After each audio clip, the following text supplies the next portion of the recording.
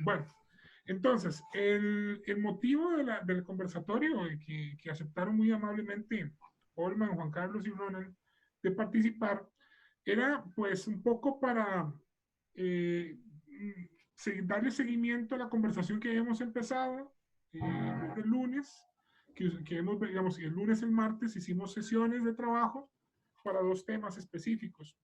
Uno era gestión administrativa de los museos, cómo gestionar administrativamente, y por ahí de repente está el tema de los temas de administración, contaduría, legal, comunicación y otros más. Y después está el tema de gestión de exhibiciones, que es cómo comunicamos a través de las exhibiciones, pero también cómo generamos generamos innovación a través de las exposiciones de los museos. Ahí viene Félix. Para poder ayudar, digamos, a los museos comunitarios, muy específicamente el Museo de Venecia de San Carlos, que es en el que estamos trabajando todos, ¿verdad? Pero con la intención de que esto se convierta en algo que pueda trascender todavía más allá, ¿sí? Porque el Museo de la Casa del Boyero, como lo estábamos hablando, digamos, con Olma y con Juan Carlos y con Ronald, está entrando en una etapa de territorio inexplorado, digamos. Estamos entrando en un territorio en el cual no habíamos estado con otro museo comunitario, que es una etapa en la cual el museo quiere crecer más allá de ser digamos, un solo espacio comunitario para ir más allá, ¿no? Para expandirse en territorios nuevos administrativos, de exposición, etcétera. Y entonces la intención de esto es que podamos conversar un poco. Olman, Juan Carlos y Ronald tienen muchísima experiencia en conjunto, digamos en estos temas, y la idea es que podamos discutir un poco, conversar un poco y empezar a ver dudas que tenemos, dudas importantes, y empezar a sacar información. Aquí es importante que aprovechemos el espacio y discutamos para crear algo nuevo, porque de este espacio, la intención de este espacio es que con el tiempo podamos construir no solamente un modelo de gestión, sino todo un plan de acompañamiento que pueda seguirse y que pueda perfeccionarse y empezar a permitir crear modelos exitosos de museos comunitarios en el país, apoyar a las comunidades para que puedan llegar a hacerlos. No creo que pueda haber un solo modelo de gestión, porque como bien lo apuntaban los compañeros, las comunidades son muy diferentes, pero sí podemos tener un modelo inicial que nos pueda permitir plantearnos formas de trabajar, formas de acompañar a las comunidades, y en este caso acompañar a Venecia, a San Carlos, que es en donde todos estamos trabajando. Entonces, pues quisiera primero presentar a los compañeros. Bueno, por un lado está Olman Solís. Él es el director, el director de la oficina del programa de museos regionales y comunitarios del Museo Nacional de Costa Rica, ¿verdad? Tiene mucha experiencia en el campo.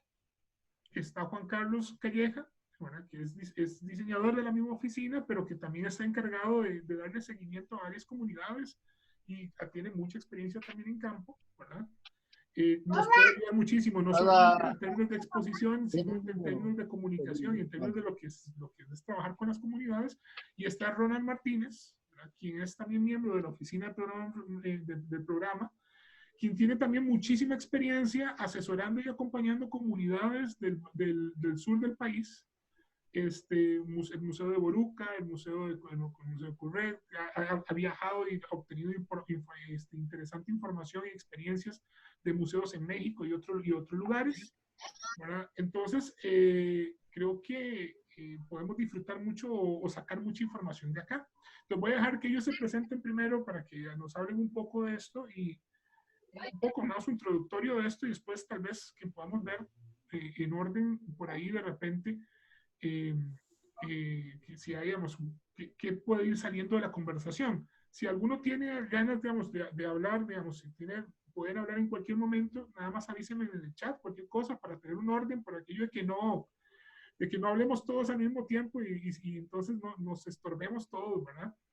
Nada más me avisan en el chat que quieren hablar y yo voy dando la palabra, nada más. Entonces, si quieren podemos comenzar. Ahí, Olman, no sé si quieres presentarte.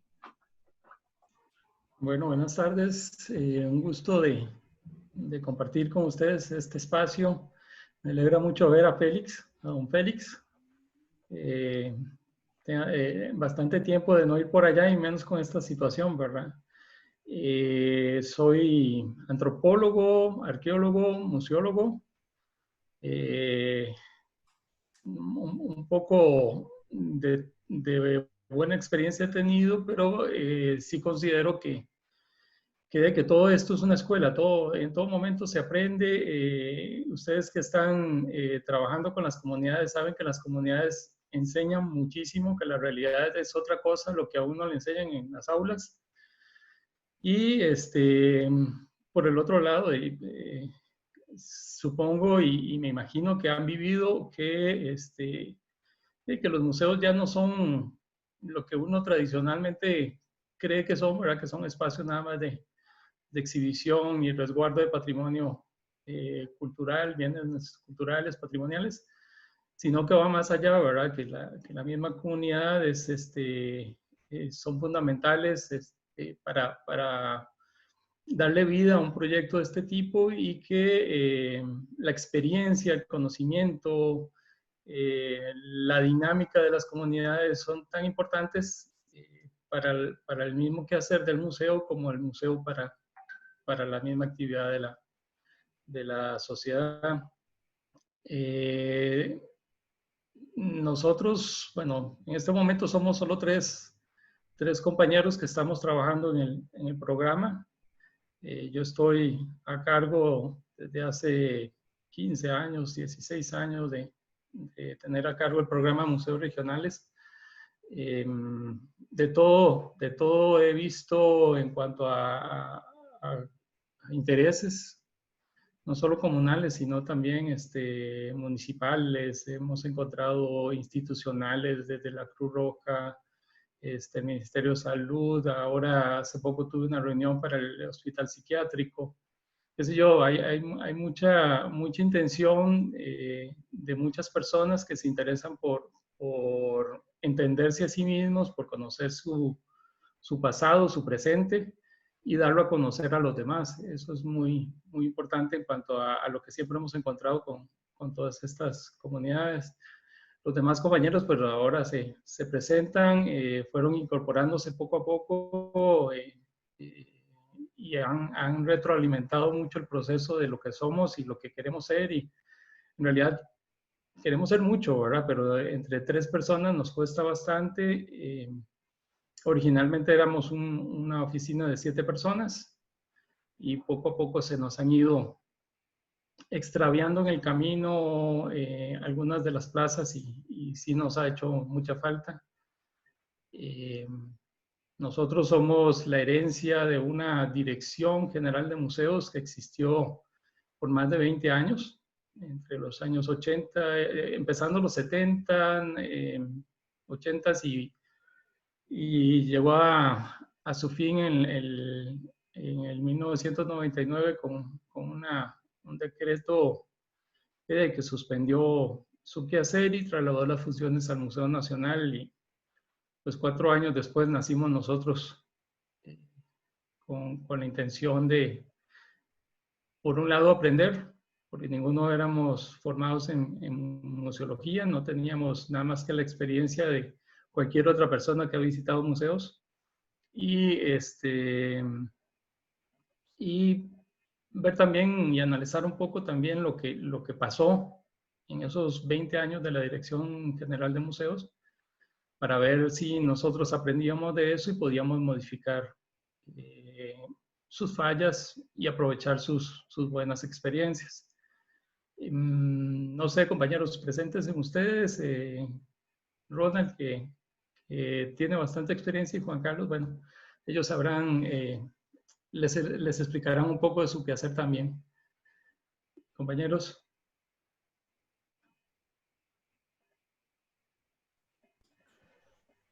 Bueno, buenas tardes. Muchísimas gracias. Como decía, mi nombre es Ronald Martínez. A mí la labor que realizamos, a mí me gusta siempre entenderla desde, y por mi formación también, desde una perspectiva pedagógica, entendiendo la pedagogía como el acompañamiento en un proceso de aprendizaje, sea cual sea y sea con quien sea, y viniendo desde las necesidades de las personas. En esta experiencia de la interacción entre museos, comunidad, organizaciones, hay varios conceptos, hay muchas visiones que hay alrededor. Habrán unos que se inclinan por un lado, por el otro, pero para mí el elemento común siempre es la participación. Y más aún en el caso de nuestro país, donde el medio pues museístico comparativamente y dentro de las dimensiones del país, pues si lo comparamos con otros contextos donde hay mucha profesionalización, hay mucho recurso también, se ha venido generando un movimiento donde organizaciones, comunidades, la sociedad civil, que pues, como acostumbramos a escuchar, asume estos procesos de cómo gestionar, de cómo interpretar, de cómo valorizar y conservar el patrimonio cultural que está en el entorno más inmediato, ¿verdad? Que es uno de los proyectos que hemos estado acompañando, ¿verdad? Obviamente cabe dentro de esa particularidad. Pero como mencionaban los compañeros, es particular entre los particulares, porque si bien es una organización de la comunidad de personas que de manera muy íntegra y muy dedicada se organizan, asumen una responsabilidad a nivel nacional, ¿verdad? Como un elemento incluso que es patrimonio inmaterial de la humanidad. Cosa que a nivel del patrimonio cultural de este tipo de gestión, pues es muy específico, ¿verdad? Muy propio de este proceso. Y no, aquí estamos. Esperemos a ver por dónde va la conversación y esperamos pues poder aportar desde diversas experiencias que hemos tenido en estos procesos de participación y desde la filosofía que ha asumido el programa también, en acompañar, en promover no solo la participación, sino la autogestión, la independencia, que a fin de cuentas es la autodeterminación de la gente organizada.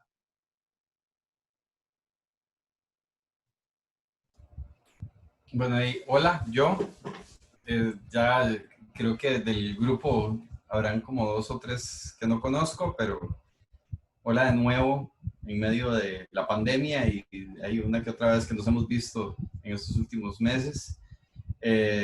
Bueno, para los que no, pero creo que están todos los que sí conozco, mi nombre es Juan Carlos Calleja, trabajo como diseñador gráfico del programa de museos regionales y comunitarios ya desde hace 15 largos años, pero muy gratificantes en estos procesos.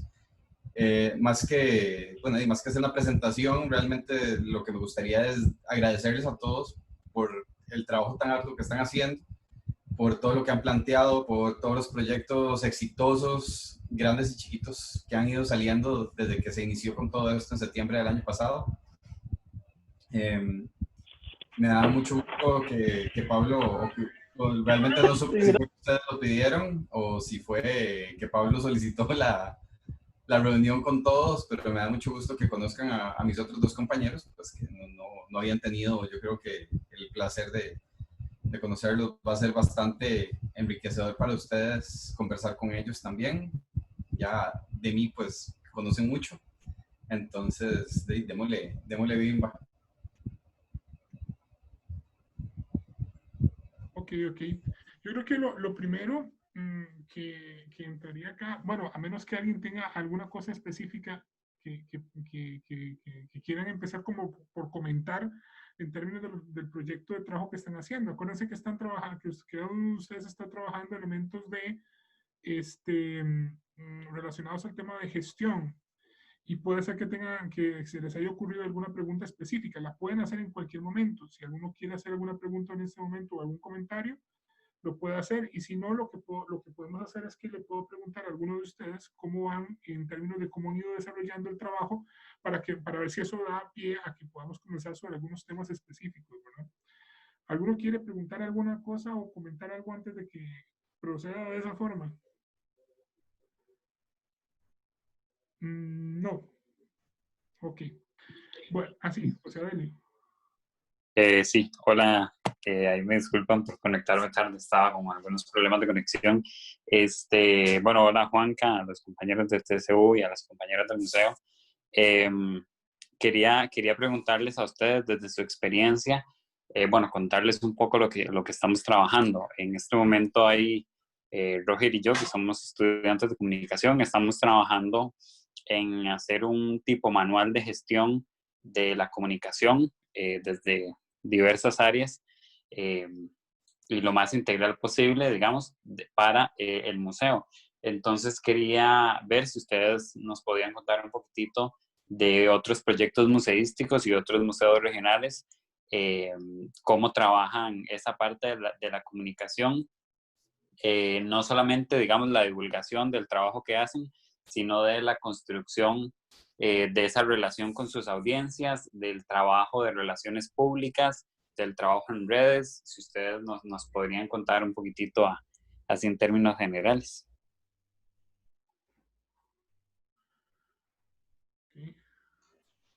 Sí, tal vez tomo yo la palabra, no, perdón, Pablo.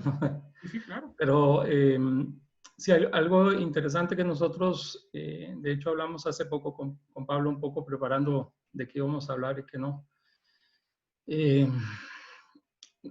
Una de las cosas que nosotros sí tenemos y hemos tenido siempre claro es que las instancias que nosotros asesoramos y apoyamos no son nuestras. El alcance de nuestras posibilidades depende mucho y de sobremanera con respecto a las capacidades propias de las comunidades que asesoramos. Voy a tratar de referirme más hacia museos comunitarios porque se me hace colocho pensar en otros que sí tienen oficinas de comunicación propias y en este caso creo que la pregunta es más de este tipo, ¿verdad? Con respecto a los museos comunitarios en específico. Una de las cosas que en nuestra dinámica hemos tratado es siempre fortalecer a las comunidades en sí para que ellos sean sus propios gestores del proyecto. Una de las cosas que aprendimos de la Dirección General de Museos negativas fue que ellos generaban dependencia, promovían la dependencia de las comunidades hacia ellos, entonces ellos les hacían prácticamente todo. En nuestro caso, bueno, aparte que no tenemos la capacidad ni la formación del área de comunicación, lo que tratamos en las distintas áreas que conlleva el quehacer de un museo, sea complejo o no tan complejo o menos complejo, pero es que ellos mismos, primero que todo, tomen la apropiación de su proyecto como tal. Les damos asesoría, acompañamientos, en tanto ellos consideren que nosotros debemos hacerlo. Muchos de los proyectos que nosotros logramos son procesos, bueno, han sido procesos y son procesos largos. Venecia de San Carlos es un caso muy acelerado, relativamente muy acelerado, y es por las capacidades e intereses de este grupo en concreto que ha estado detrás de este proyecto. En cuanto a lo que nos estás preguntando, yo creo que sí, y sería para saludar a Giga, que hasta ahora lo veo que está conectado. Giga, un gusto verlo. Tarde, pero seguro. Excelente.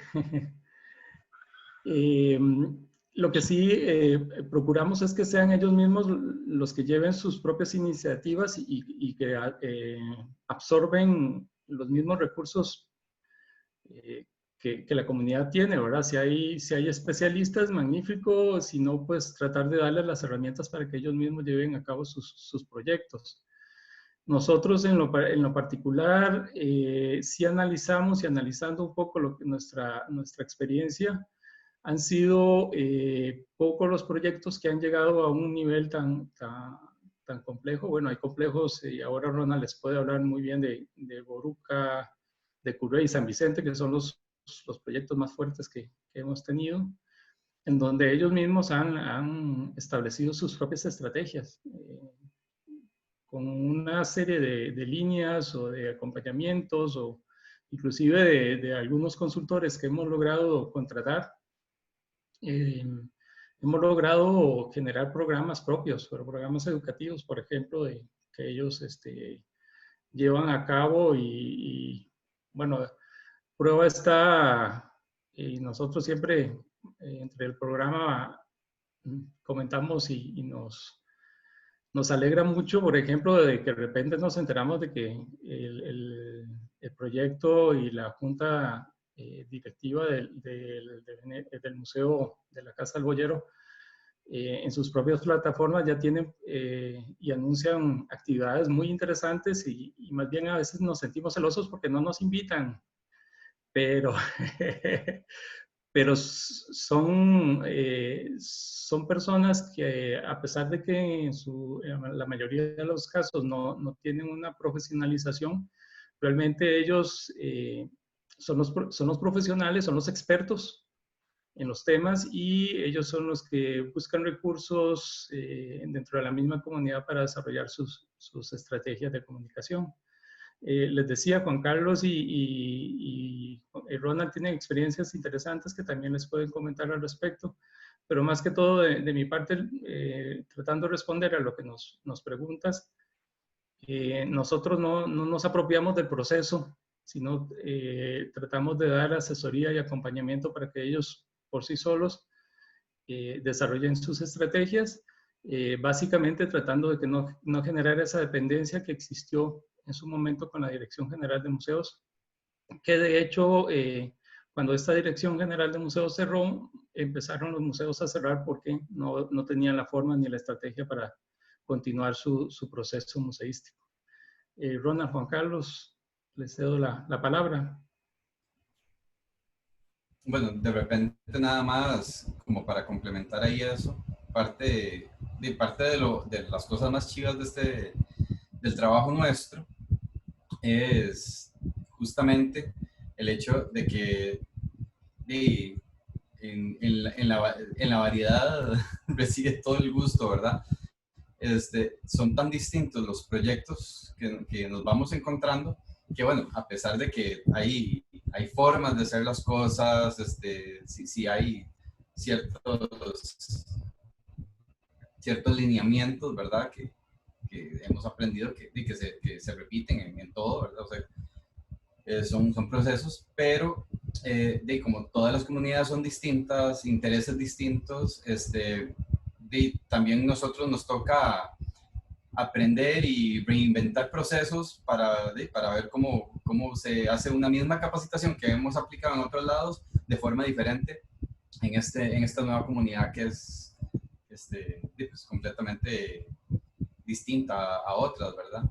Entonces, pues esa parte es como muy, muy, muy bonita. Así como decía Olman respecto al Museo de la Casa del Boyero, es muy particular la dinámica tan dinámica, valga la redundancia, de Venecia, hace que sea, que todo como que fluya muy bien, muy rápido, que se generen muchas ideas, siempre hay mucha gente participando.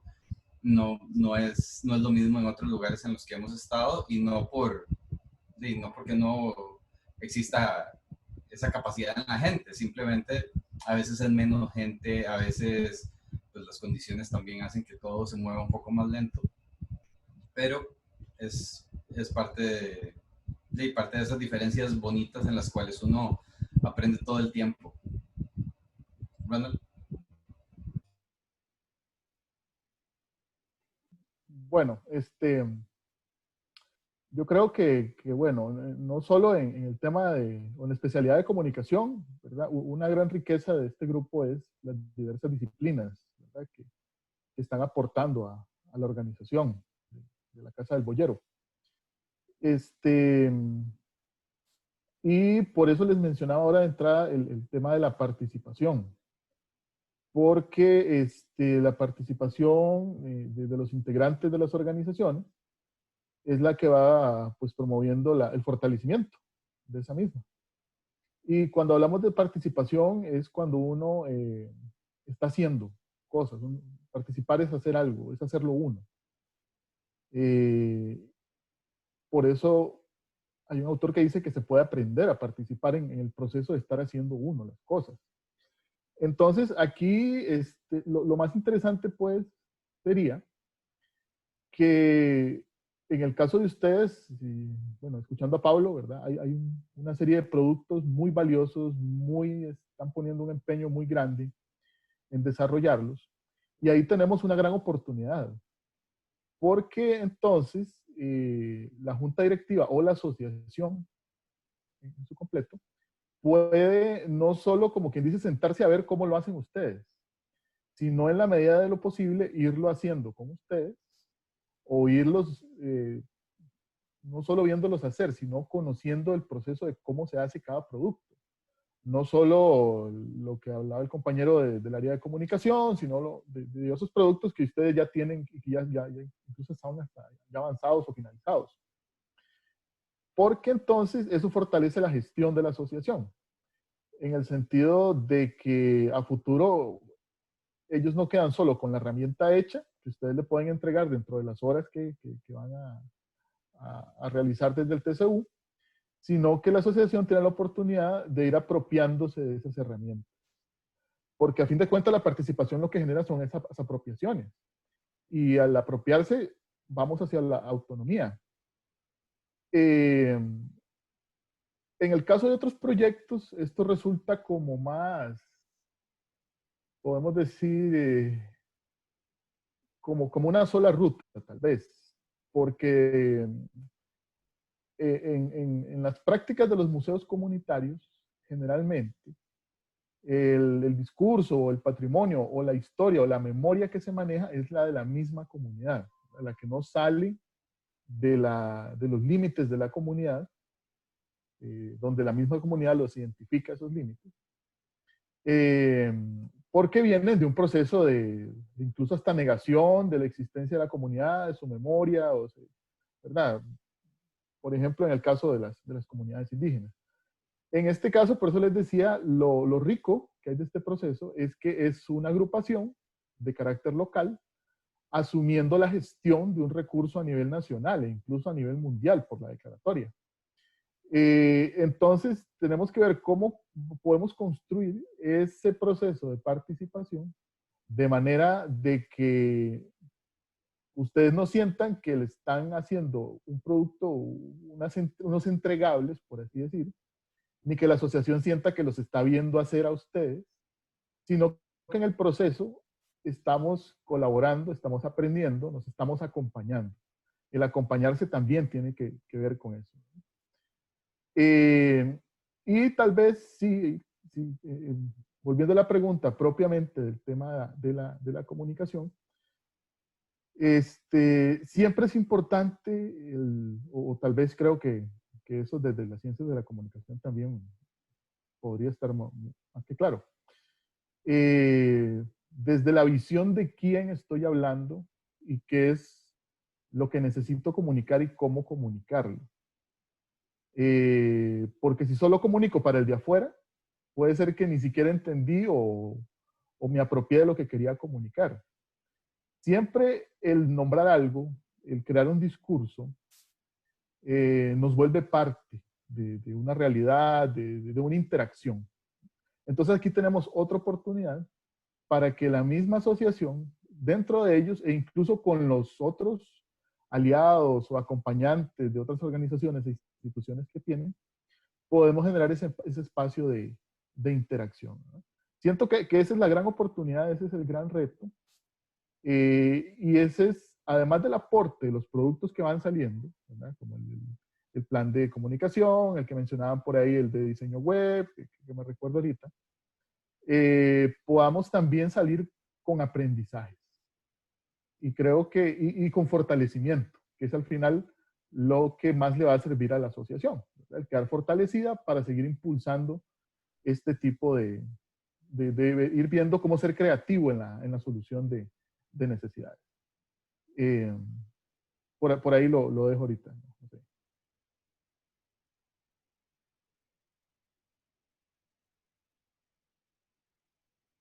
Ya, no me funcionaba el mouse.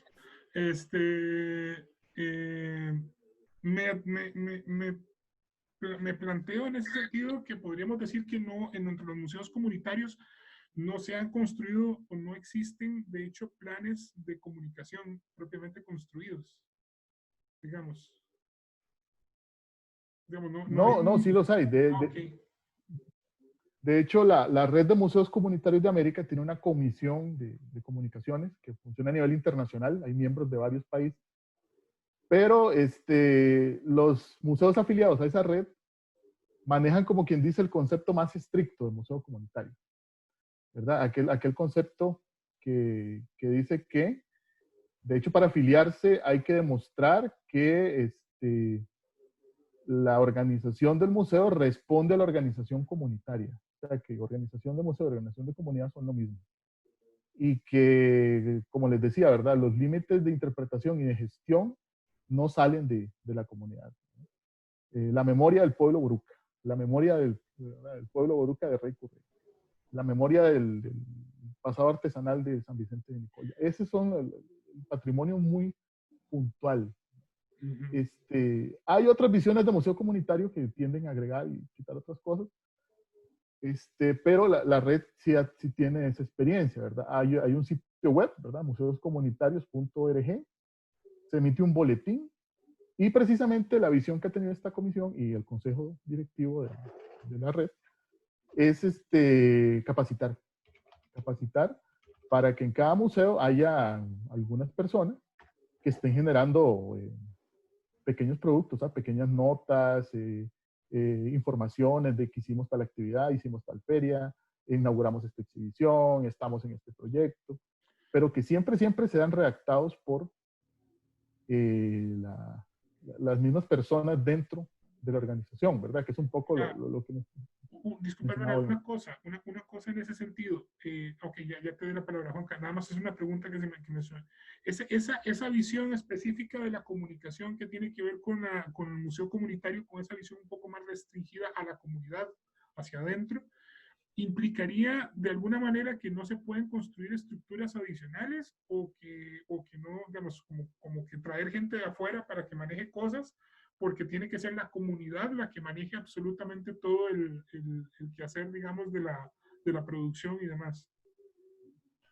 En la experiencia de ellos, si alguien viene, por ejemplo, me enteré que en Oaxaca estaban, ya es el segundo o tercer año que tienen un programa de acompañamiento en el tema de la radio.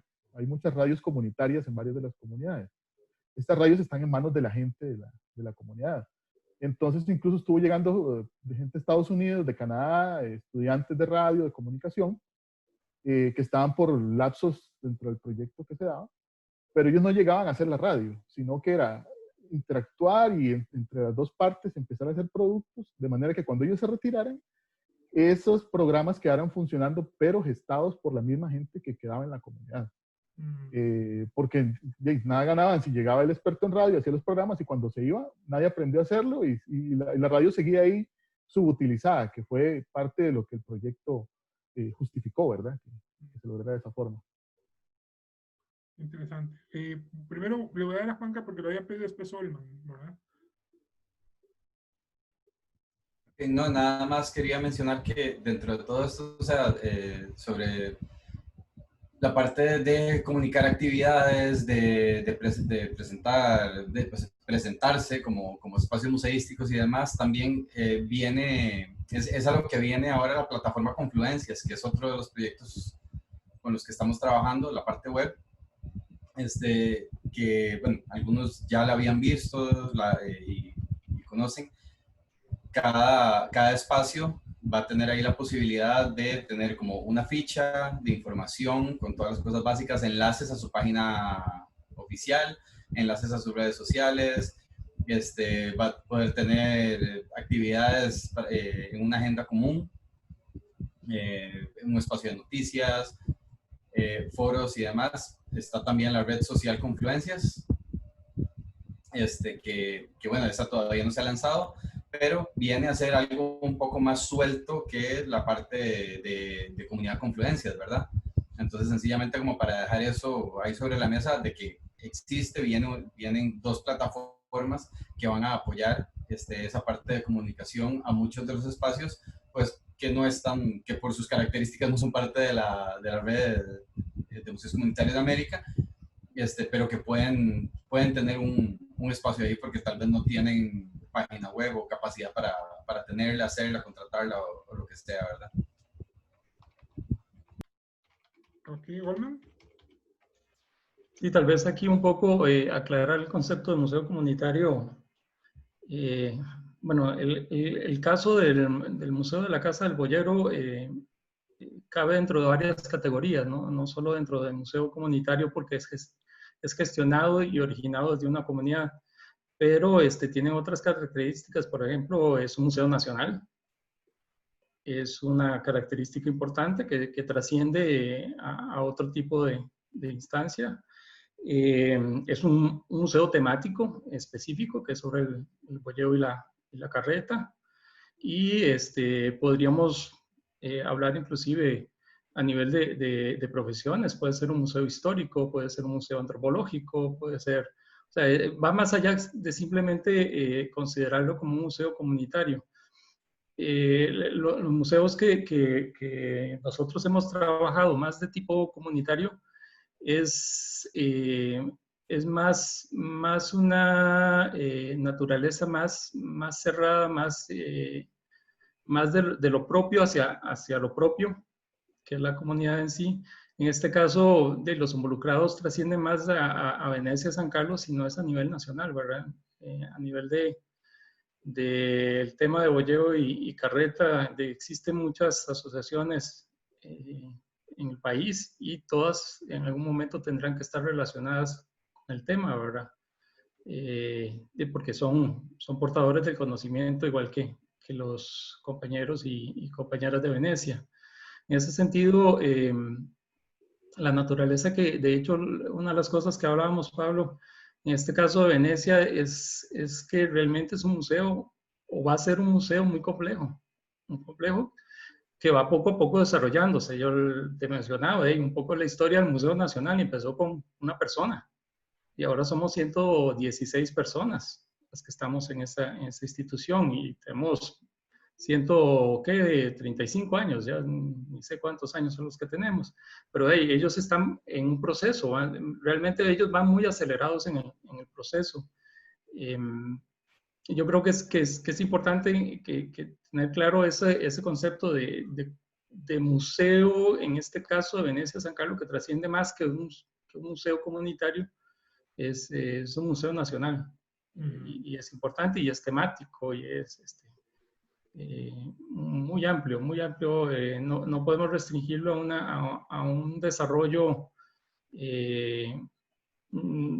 solo local, ¿verdad? En algún momento va a tener que ser más una dimensión mucho más amplia.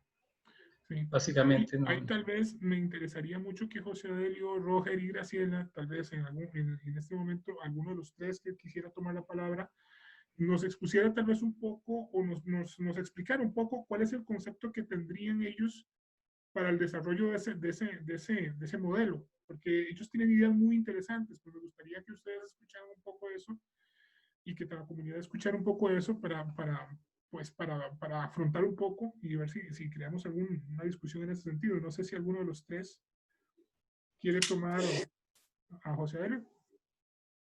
Bueno, sí.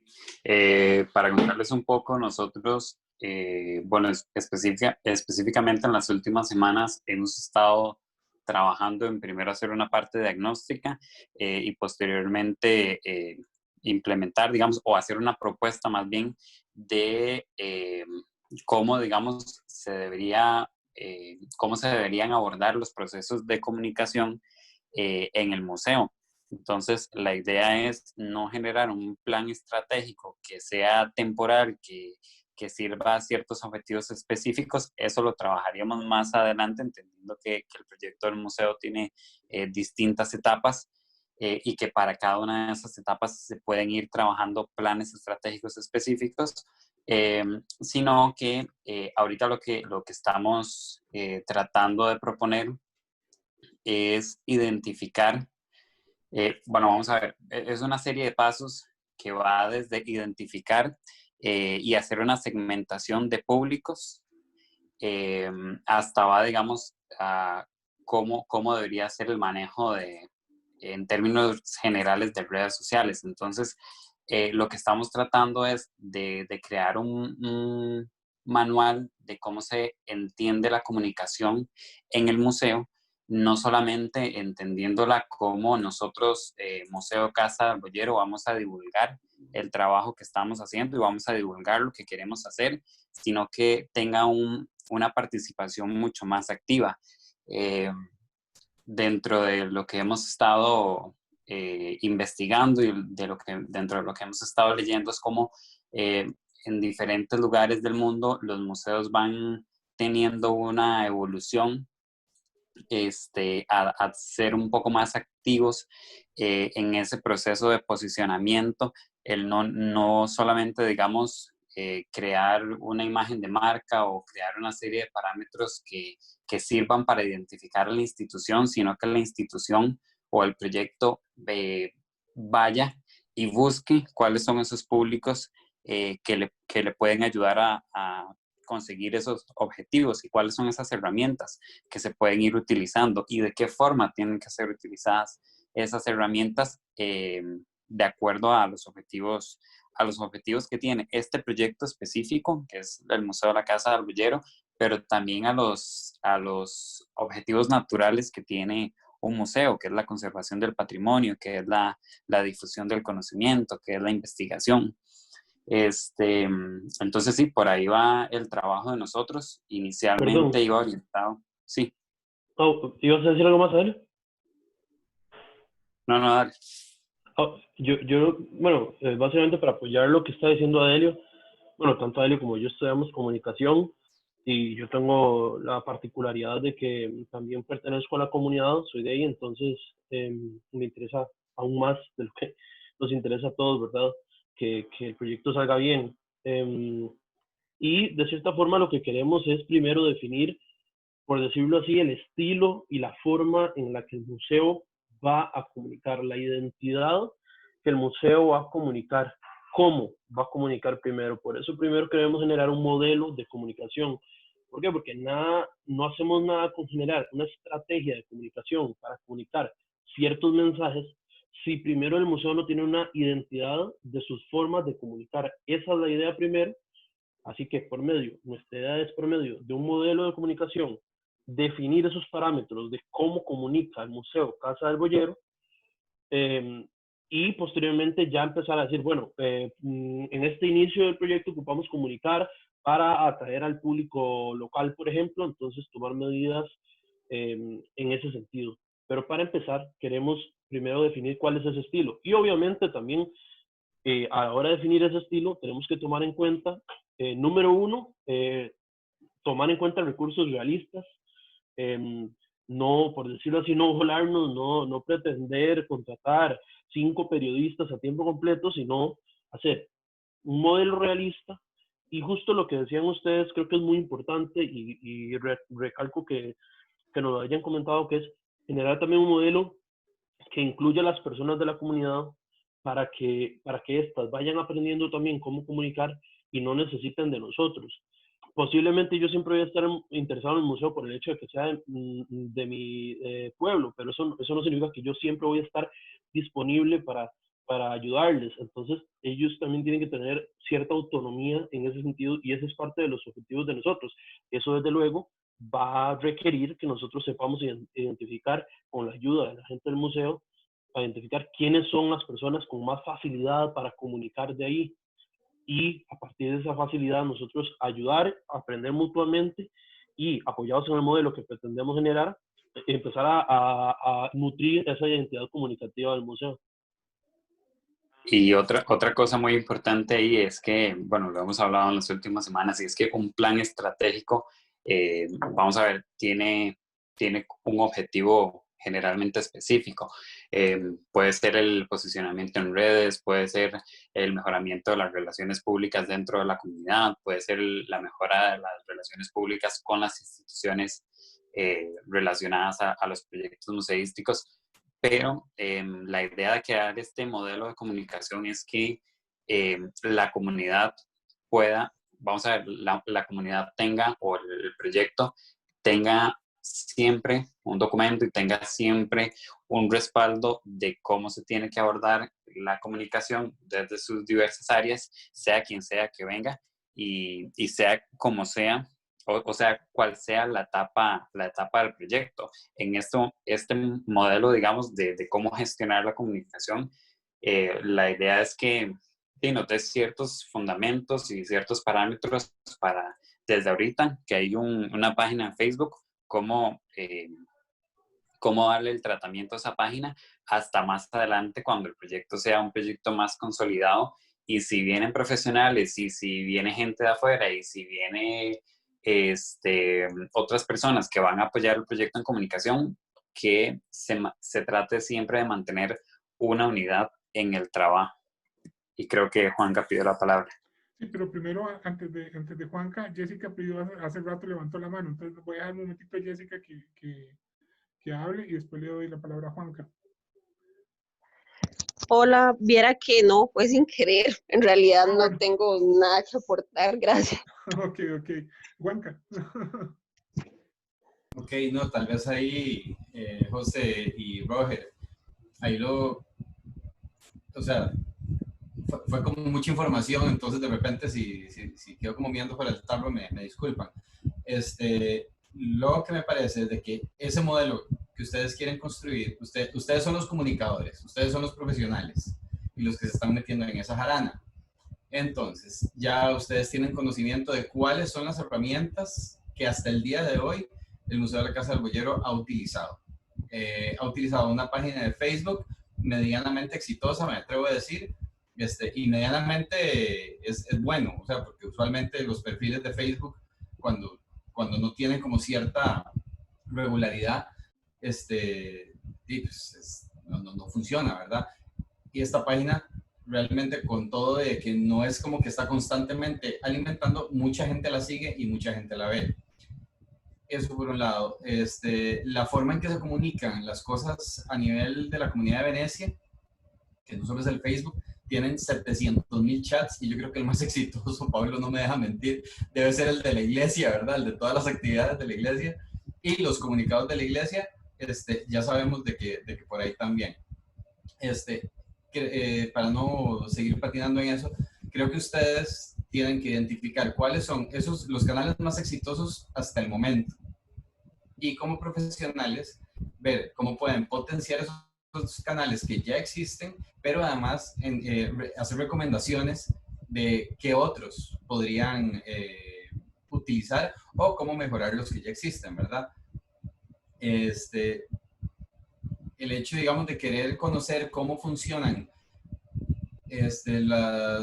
¿cómo se dice? Estrategias de comunicación de otros espacios museísticos, les pueden servir para tener una idea, todo bien, pienso yo, pero realmente por las características de este museo, lo que mejor les funciona es escucharlos a ellos, ustedes con sus conocimientos, ver cómo potencian eso y hacer ese plan basado en eso. Los que vengan después, o sea, ustedes van a generar unas pautas iniciales para lo que existe en este momento. Cuando ya tengan un centro de interpretación gigantesco, con un montón de turistas, con muchos más seguidores y todo eso, van a tener igual que renovar ese plan, porque muy probablemente las cosas y el juego va a cambiar. Entonces, sencillamente, en este momento, háganlo basado en sus conocimientos, sus recomendaciones y eventualmente quienes vengan podrán hacer nuevas recomendaciones según como el proyecto vaya evolucionando, me parece.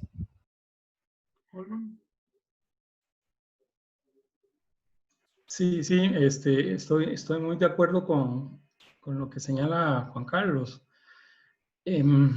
Creo que la etapa en donde nos encontramos con Venecia y San Carlos es muy apresurado, tal vez una propuesta de programa de divulgación muy complejo. Yo creo que al igual que estoy seguro que Ronald podrá compartir un poco más sobre esto, el proceso que caracteriza precisamente al Museo de la Casa del Boyero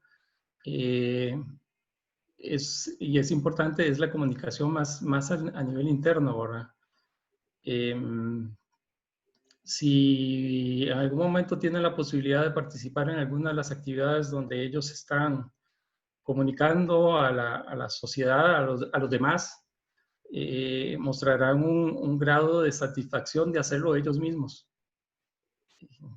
Sentirse que son los portadores del conocimiento y que lo están transmitiendo a los niños, a los jóvenes, a los adultos que no hemos tenido un acercamiento sobre el tema, es muy importante tenerlo presente.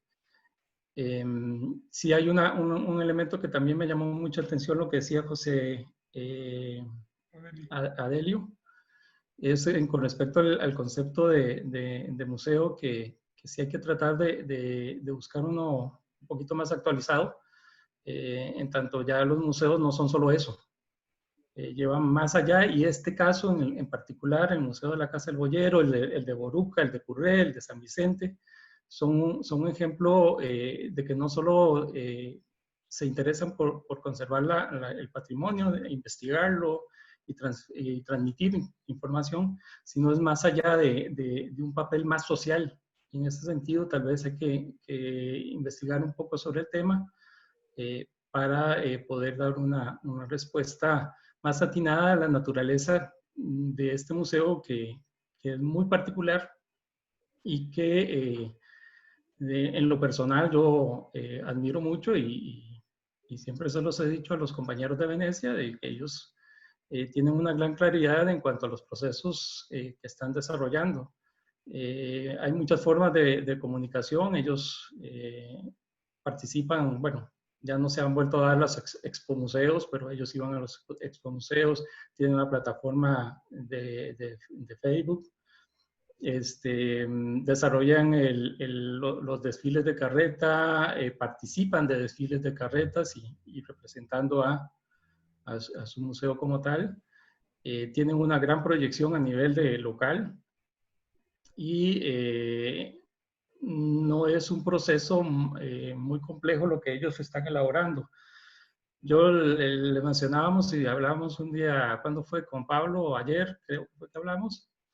En este momento, nuestro interés ha estado muy enfocado en fortalecer a la junta directiva como futuro ente que tiene que tomar decisiones, ¿verdad?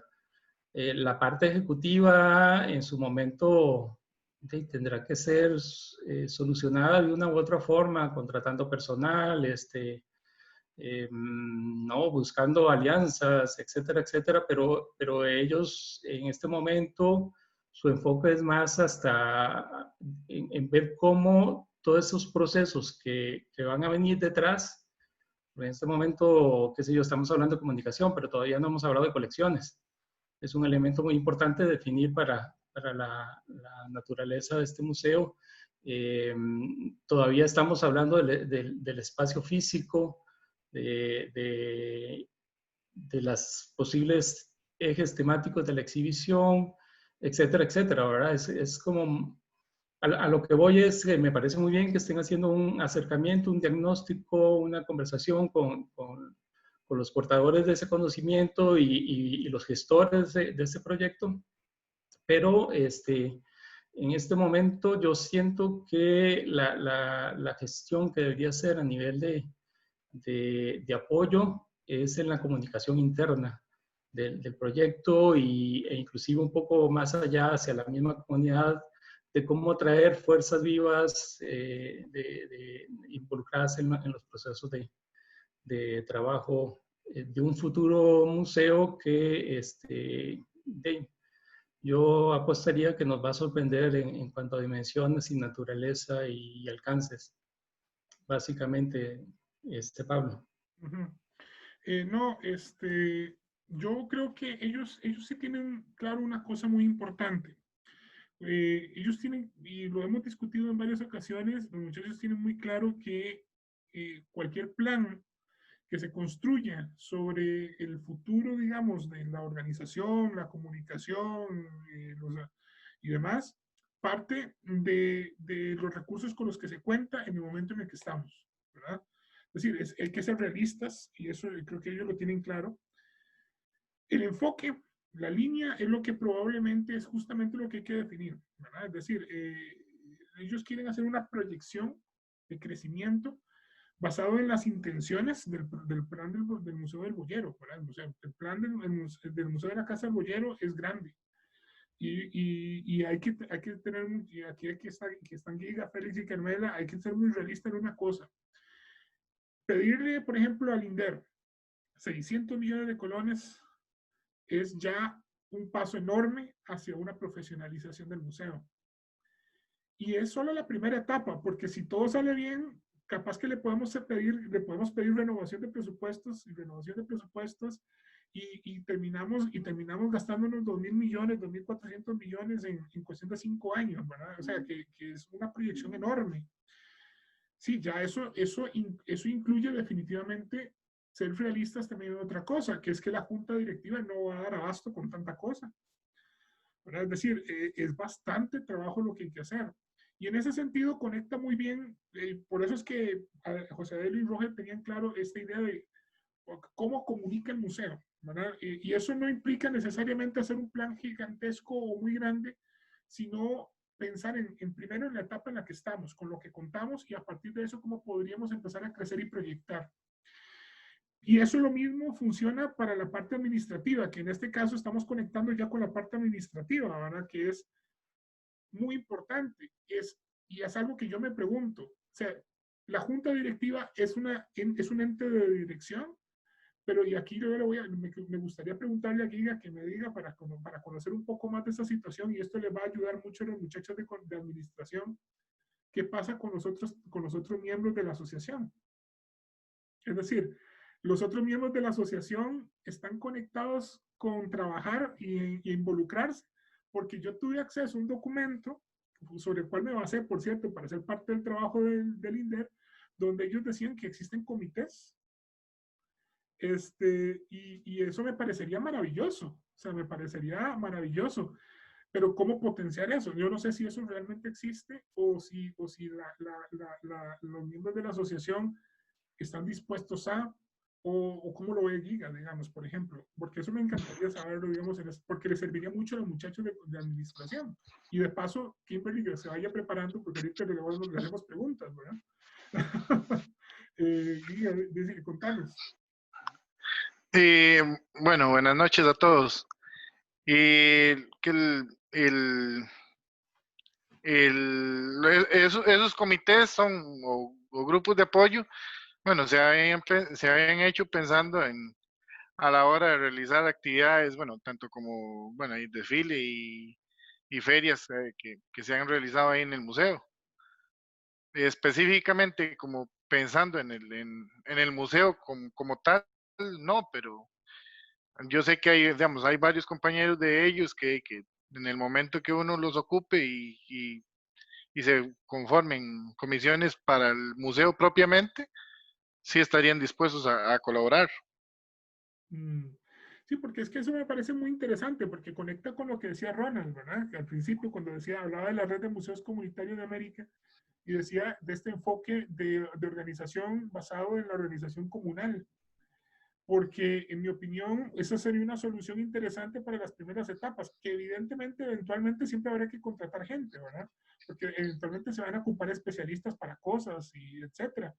Pero yo creo que el tema del uso de la organización existente, por ejemplo, si existe un comité de comunicación y por ejemplo, José Adel y Roger logran crear un modelo de cómo se debe comunicar a partir de eso y trabajan con ese comité y les enseñan, por ejemplo, cómo crear contenidos o cómo comunicar con las herramientas que existentes en este momento, ese comité se podría convertir en un comité que constantemente esté creando materiales nuevos.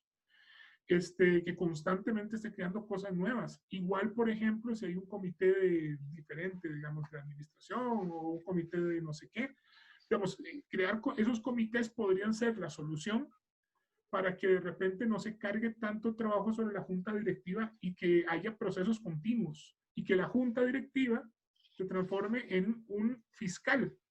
¿Verdad? Es decir, ellos toman decisiones, pero al mismo tiempo ven que las cosas se estén haciendo. Entonces no tienen que hacerlas todas, sino ver que los demás estén haciendo lo que les dijeron que tenían que estar haciendo, ¿verdad? Entonces sería una forma de organización. Yo nada más lo pregunto, si vos lo verías como una posibilidad. ¿Qué te parece a vos, Giga?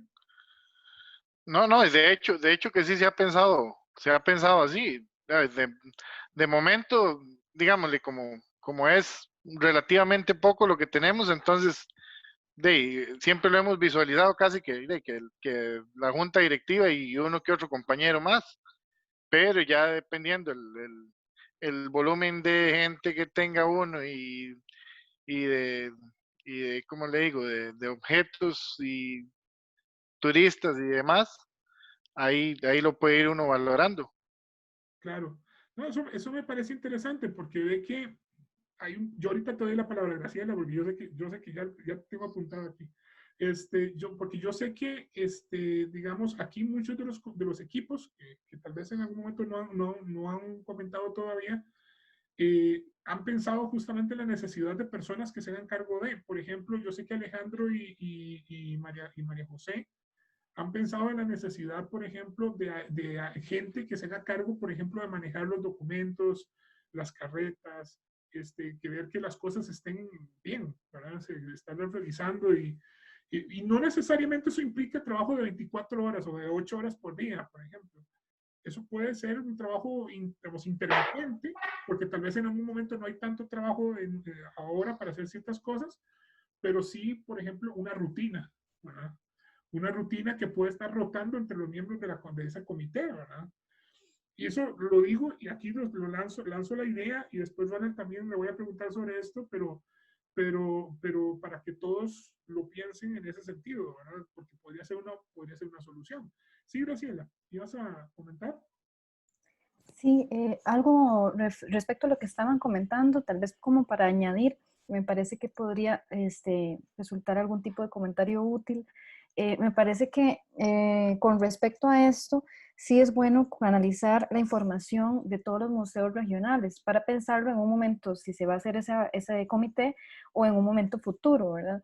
Estaba viendo el caso de Colonia en Argentina, que lo que hicieron fue hacer un libro digital y después lo comunicaron en redes y después lo comunicaron en varios medios con ayuda del ICOM Argentina, que se ve bastante bien, donde son 2 páginas por museo, donde es un catálogo de museos regionales.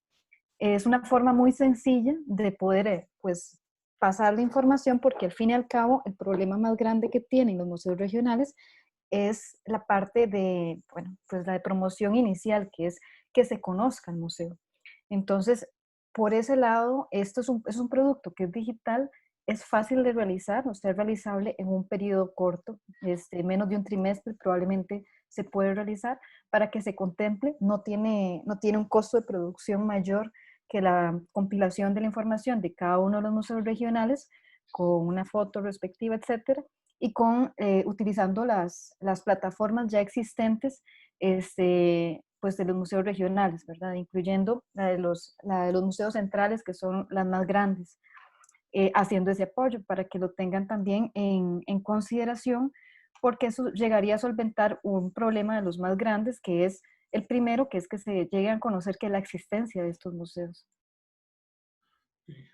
Olman, ¿ibas a comentar? Les puedo pasar por el chat el link también como para que lo tengan por ahí, detrás, Claro. detrás de las cabezas de ustedes. Gracias, Grace. Sí, a ese nivel sí te comento que nosotros hemos desarrollado y publicado en al menos 2 ocasiones un mapa, una guía de museos del país, no solo los mal llamados regionales, sino los museos a nivel general, desde los grandes a los pequeños, ¿verdad? Y el ICT en algún momento también hizo una publicación al respecto. En este momento, lo que comentaba Juan Carlos, nosotros estamos desarrollando una plataforma y ya estamos teniendo negociaciones con el ICT para ser vinculado con la plataforma de ellos, en donde, y se llama Confluencias, Comunidad Confluencias, en donde se estaría ofreciendo la oportunidad a cada uno de los espacios tener un perfil propio que va más allá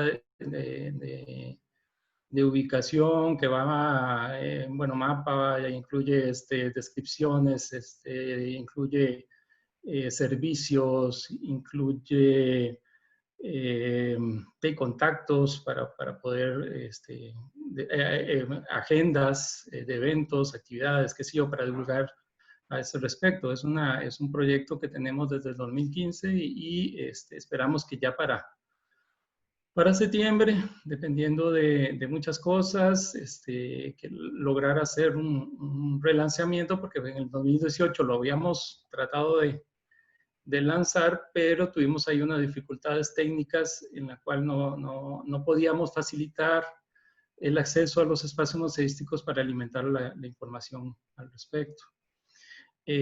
Con respecto a, ¿qué otra cosa que se estaba hablando anteriormente? De los comités. Pues es y Giga no me deja mentir, es una iniciativa que tenemos desde, creo que desde cuando estaba Pablo Murillo, que tratamos de conformar comités. No se lograron, no porque la idea fuera mala, sino porque no era el momento, considero yo. Yo creo que el proyecto de Venecia San Carlos ha ido madurando y conforme van pasando los años va madurando mucho más, así como los miembros del comité y han ido incorporando a nuevas fuerzas vivas que apoyan y robustecen el proceso. La idea de nosotros en su momento, cuando tratamos de conformar los comités, era respetar lo que en museología se conoce como el plan museológico, que está conformado por distintos programas. El de divulgación, el de colecciones, no me acuerdo, ahora me sobra porque yo siempre me olvido de todos los programas, pero simplificándolos a un nivel que, bueno, que ellos pudieran tomar los lineamientos, la batuta sobre los procesos. Creo que como dice Pablo y como Iga también lo está mencionando, sería un buen momento para analizarlo, para retomarlos, para fortalecerlos. Sí, definitivamente la asociación, la junta directiva es un ente muy emprendedor y no solo el museo es uno de sus proyectos, ¿verdad? Iga nos puede mencionar varios de los proyectos que ellos desarrollan y bueno, nosotros hemos visto a Giga desde montar carpas, de jalar bolleros, de qué sé yo, alimentar a la gente, hacer de todo un poco, hasta buscar premios. Es obvio, conforme se van complejizando los proyectos, ya ellos no van a poder hacer tanto e integrar miembros de la comunidad, como el compañero que decía, Roger, ¿verdad? Que es de la comunidad, eso es excelente, ¿verdad? Las nuevas integrantes, ellos van poco a poco ir tomando su papel en este proyecto. y muy probablemente, y siendo un proyecto más de carácter nacional, involucre a otras personas de otras comunidades en un futuro no muy lejano. Ese era mi comentario. Sí, yo creo que lo que dice Grace es importante, pero sí son esfuerzos que hemos tratado de hacer. De hecho, el primer brochure que hicimos, no, el segundo brochure de espacios museísticos hasta en alemán, lo tiramos, francés, italiano, no sé qué cuánto, era muy bonito. Se fue el autor, Juan Carlos, el diagramador, pero no es por echarle flores, pero era un producto bastante bueno, era grandecito, involucraba alrededor de 50 espacios museísticos. Y en ese momento nos encontramos en un proceso, te estaba echando flores, Juanca, pero te los perdiste. En este momento estamos en un proceso de diagnóstico a nivel nacional de los espacios museísticos y el listado que tenemos son más de 190 espacios. Con el diagnóstico esperamos en el 2022 poder generar distintos desplegables y materiales, inclusive para la plataforma de conferencias, amarrados inclusive al tipo de patrimonio, porque dentro de espacios museísticos o museos están los zoológicos, están los mariposarios, están los herbarios, jardines botánicos, galerías, bibliotecas, etcétera, etcétera, etcétera. Entonces, esperaríamos tener un producto que englobe todos esos tipos de espacios, y por ahí el interés del ICT de ver cómo nos apoya para divulgar la existencia de los espacios museísticos a nivel nacional. Básicamente, Pablo, perdón. Ahí me gustaría tal vez, si Kimberly nos pudiera ampliar un poco lo que ellos han ido pensando, la que ellas, porque son en este caso Carolina y Kimberly, lo que han ido pensando sobre el tema de la administración, porque ellos la pueden, digamos, en términos no necesariamente de lo que tengan listo, porque tal vez no tengan listo todo lo que quieran pensar en ese sentido, sino en cómo ellos de alguna manera proyectan, digamos, a partir de su conocimiento, lo que es la organización, digamos, de este espacio, qué es lo que han ido desarrollando. No sé si Kimberly nos quisiera comentar un poco. Hola, sí, bueno, buenas noches a todos. Nosotras hemos venido como estudiando cómo se han manejado los museos regionales como en otros países, y también hemos analizado cómo se han manejado en Venecia. Entonces también, bueno, hemos visto que en Venecia como que todo mundo hace de todo, o sea, son personas que están muy dispuestas a colaborar.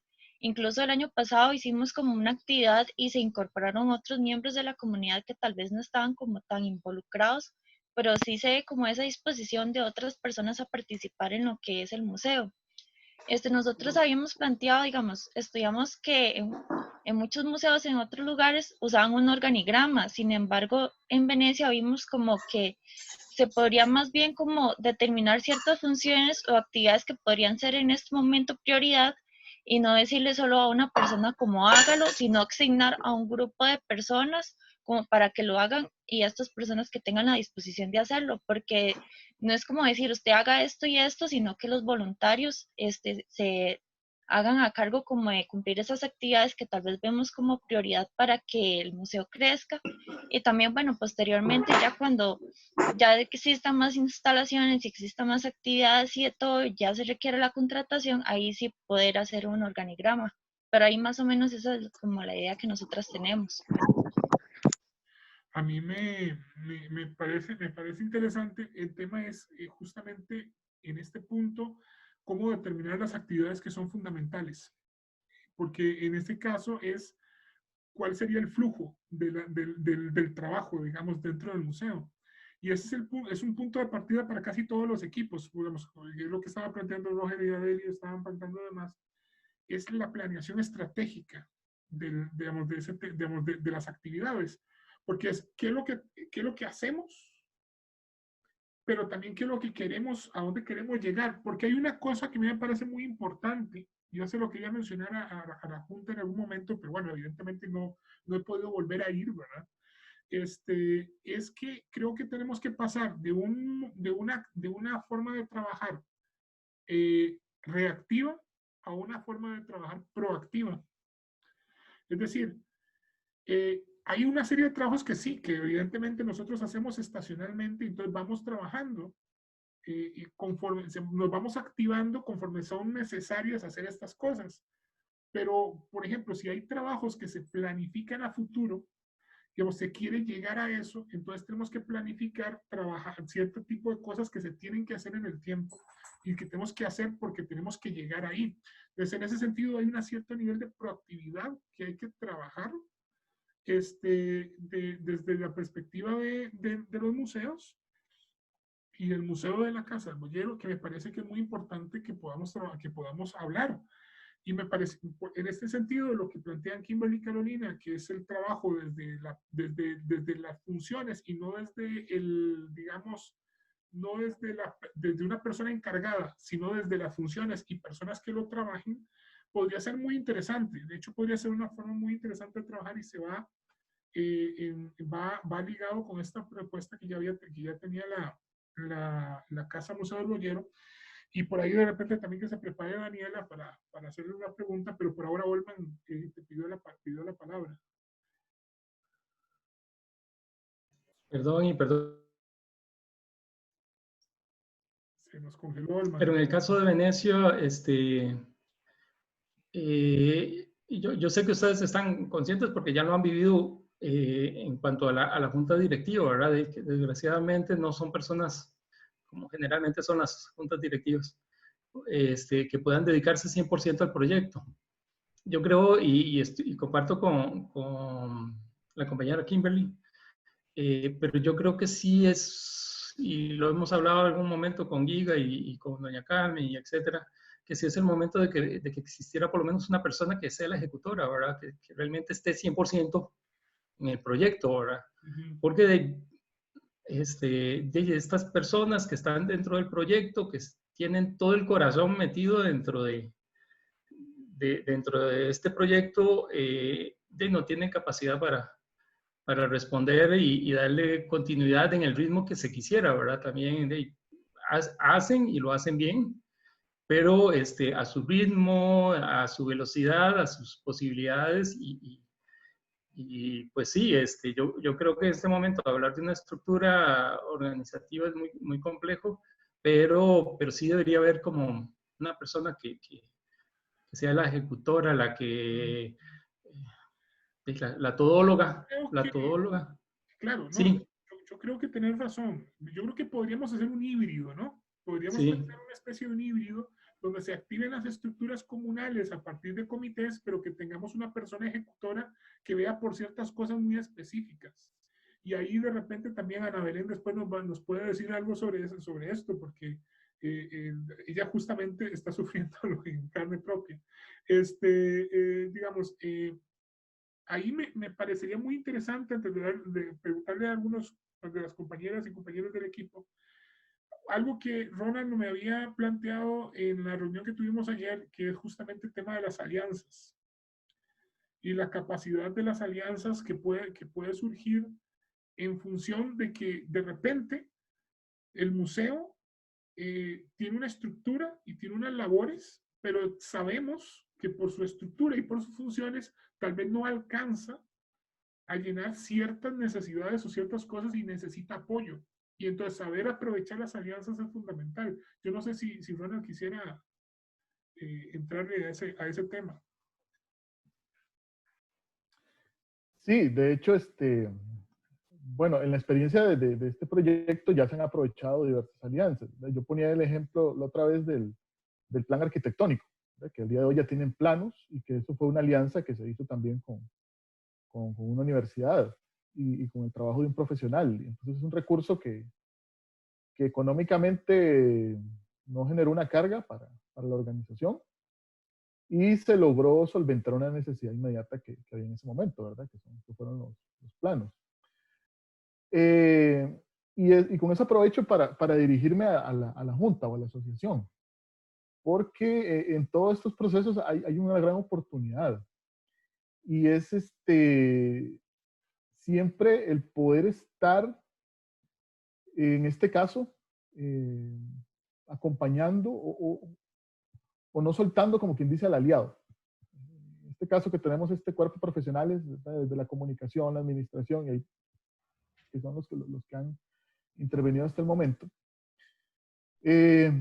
estar insistiéndole siempre, ¿verdad? Cuando escuchamos estos aportes que nos dan o cuando nos presentan estos aportes que nos dan y de conceptos tan específicos y que ellos nos los recomiendan desde la utilidad, ¿verdad? Se ha hablado ahí como el catálogo de tal cosa o el plan el organigrama, por poner dos ejemplos, ahí se han mencionado varios conceptos que creo que vienen muy desde el aporte que están haciendo los universitarios. Que la Junta nunca tenga miedo, ¿verdad? En decir, bueno, vea, hay dos cosas que no hay que tener miedo en decir. Una es, vea, no entiendo qué es eso, no entiendo qué es ese plan, no entiendo qué es ese catálogo, no entiendo qué es. Y lo peor es que no entiendo y no creo que me sirva para nada. No tengan miedo en decir eso, porque entonces eso lo obliga a uno, porque nosotros nos ha tocado estar en el lado de ustedes, ¿verdad? Tratando de llevar algún concepto, tratando de llevar construir alguna ruta, ¿verdad? Como el plan museológico, otros elementos que he mencionado, ¿no? Y en el momento en que te dicen, eso creo que no me sirve, eso no lo estoy entendiendo, eso me aburre, eso, si usted quiere hacer, hágalo. Es lo que te replantea entonces vos como facilitador, es decir, ok, no, tenemos que ver cómo lo construimos de otra forma, cómo lo apropiamos de otra forma, y cómo lo aprendemos de la manera en que diga, ah, ok, sí es esto, claro, sí, me va a aportar en esto, y yo lo puedo hacer desde esta y esta forma. La junta o la asociación es como cuando, en este caso, se me ocurre el ejemplo del que tiene carro. ¿Verdad? Cuando uno tiene carro, no es que se vuelve mecánico, pero ahí uno le va agarrando, ¿verdad? De cosas que uno se aventura a hacer de primera entrada, como cambiar escobillas, cambiar una llanta, pero ahí poco a poco, cuando se ve uno ya está cambiando una batería, o ya está escuchando y sabe que tiene que ir a limpiar tal cosa o ver tal cosa, ¿verdad? Este es el carro que están manejando ustedes, ¿verdad? Y este es el proceso de apropiación y que solo se da en eso, ¿verdad? En estar hablando con el mecánico y decirle, oiga, pero ¿cómo usted sabe que le sonó eso y había que cambiarle eso? Y no meramente llevárselo al taller y que lo destapó y lo destapó. Esa es la riqueza de estos procesos y la riqueza de estas alianzas, ¿verdad? Y del otro lado, al profesional, uno se va sintiendo en esa responsabilidad y en esa creatividad de cómo ir generando esos productos para la utilidad del proyecto, que a fin de cuentas es eso, y el fortalecimiento, vuelvo a insistir, de la organización. Y ya lo último que creo que es muy valioso y que se está notando acá, es que también podemos plantear desde la realidad misma qué es lo que nos está pasando. Por ejemplo, si desde comunicación, que es lo que ya hablamos, si ahí Giga, Don Félix o cualquiera dice, no, vea, es que yo entiendo la comunicación y los problemas de comunicación que entiendo es que, no sé, voy a lanzar cualquier ejemplo, es que yo invito y el alcalde nunca viene, por ejemplo. Yo ocupo que desde la comunicación eso se me solucione. O desde la administración es que diga, bueno, es que siempre que hacemos el festival tal, quedamos con pérdidas. Eso es lo que va a permitir que las recomendaciones que demos, los productos que creamos, que vayamos a crear, vayan teniendo esa apropiación desde la realidad local. Y al final, cuando nos dimos cuenta, hicimos un organigrama, hicimos un plan de comunicación, hicimos un plan estratégico, pero desde nuestra realidad para nuestra realidad. Y eso se va a dar en ese intercambio, en esa convivencia, en ese acompañamiento, las dos partes juntas, ¿no? Sí, eso me imagino suena más bien como a identificar las necesidades reales que tiene la comunidad y a partir de ello responder específicamente, dar respuestas específicas, pero que se adapten realmente a lo que las necesidades de la comunidad son. Es decir, en ese sentido, cómo construir a partir de la comunidad y no traer a la comunidad, digamos, sino que eventualmente, evidentemente, aquí hay una frontera muy interesante que hay que preguntarse. Y esa es una frontera que yo llevo llevo un tiempo en la cabeza, que es, ¿dónde está la frontera entre una cosa y la otra? ¿Dónde está la frontera entre la conservación de la organización comunal y la necesidad de imponer ciertas reglas que sabemos que otras instituciones les van a demandar? ¿Verdad? Es decir, es que no se trata, digamos, no se trata de imponer, sino de de cómo pasamos de una cosa a la otra. Porque sabemos, por ejemplo, que la comunidad puede tener una organización X y puede funcionar muy bien, pero de repente viene la Municipalidad de San Carlos, viene el INDER, viene el Ministerio de Cultura, viene el ICT y ponen una serie de requisitos. Y si ustedes vieron el documento del INDER, bueno, el documento que presentamos, si le pasaron una ojeada por encima, digamos, y todo esto, se darán cuenta de la enorme cantidad de estudios técnicos que se piden. Y eso lo tiene que afrontar una comunidad. ¿Cómo hace una comunidad si no tiene apoyos o alianzas? Por ejemplo, es decir, queda rezagada. Entonces, ¿cómo encontrar un híbrido interesante entre una organización comunal y la necesidad de imponer ciertas reglas que sabemos que funcionan en las instituciones y que se les van a pedir? Es decir, no les van a perdonar eso, ¿verdad? Y ahí de repente también le podemos preguntar a Ana Belén un poco su experiencia en este momento, lo poco, yo sé que no lleva mucho, pero es precisamente por lo mismo, tiene un problema pensando en por dónde empezar, ¿verdad? Y tal vez si nos expone sus problemas existenciales, nos serviría bastante. No sé, Ana Belén, si vos querés comentar un poco sobre el tema. Buenas noches a todos y todas. Primero que nada, un gusto escucharlos. Y segundo, bueno, pues sí, ha sido un poco, ¿cómo decirlo? Ha sido un reto para mí y me siento muy feliz porque es algo nuevo y a la vez no había tenido contacto con nada similar. Entonces, significa un reto muy bonito para mí. Sin embargo, sí, hay cuestiones de entrada que analizar. Y pues desde el minuto 1 con don Pablo intentamos pues definir cuáles son las cuestiones que tienen un carácter prioritario y que se requieren para que nos otorguen distintos permisos, para declaratorias y para cuestiones legales en general. Entonces, ahorita hay muchas interrogantes. Ya he podido, gracias a la ayuda de muchos, tener acceso a más información acerca del terreno, etcétera, porque tenemos la cuestión de una naciente que per se es compleja porque hay toda una serie de limitaciones que se le imponen a una propiedad que bordea nacientes.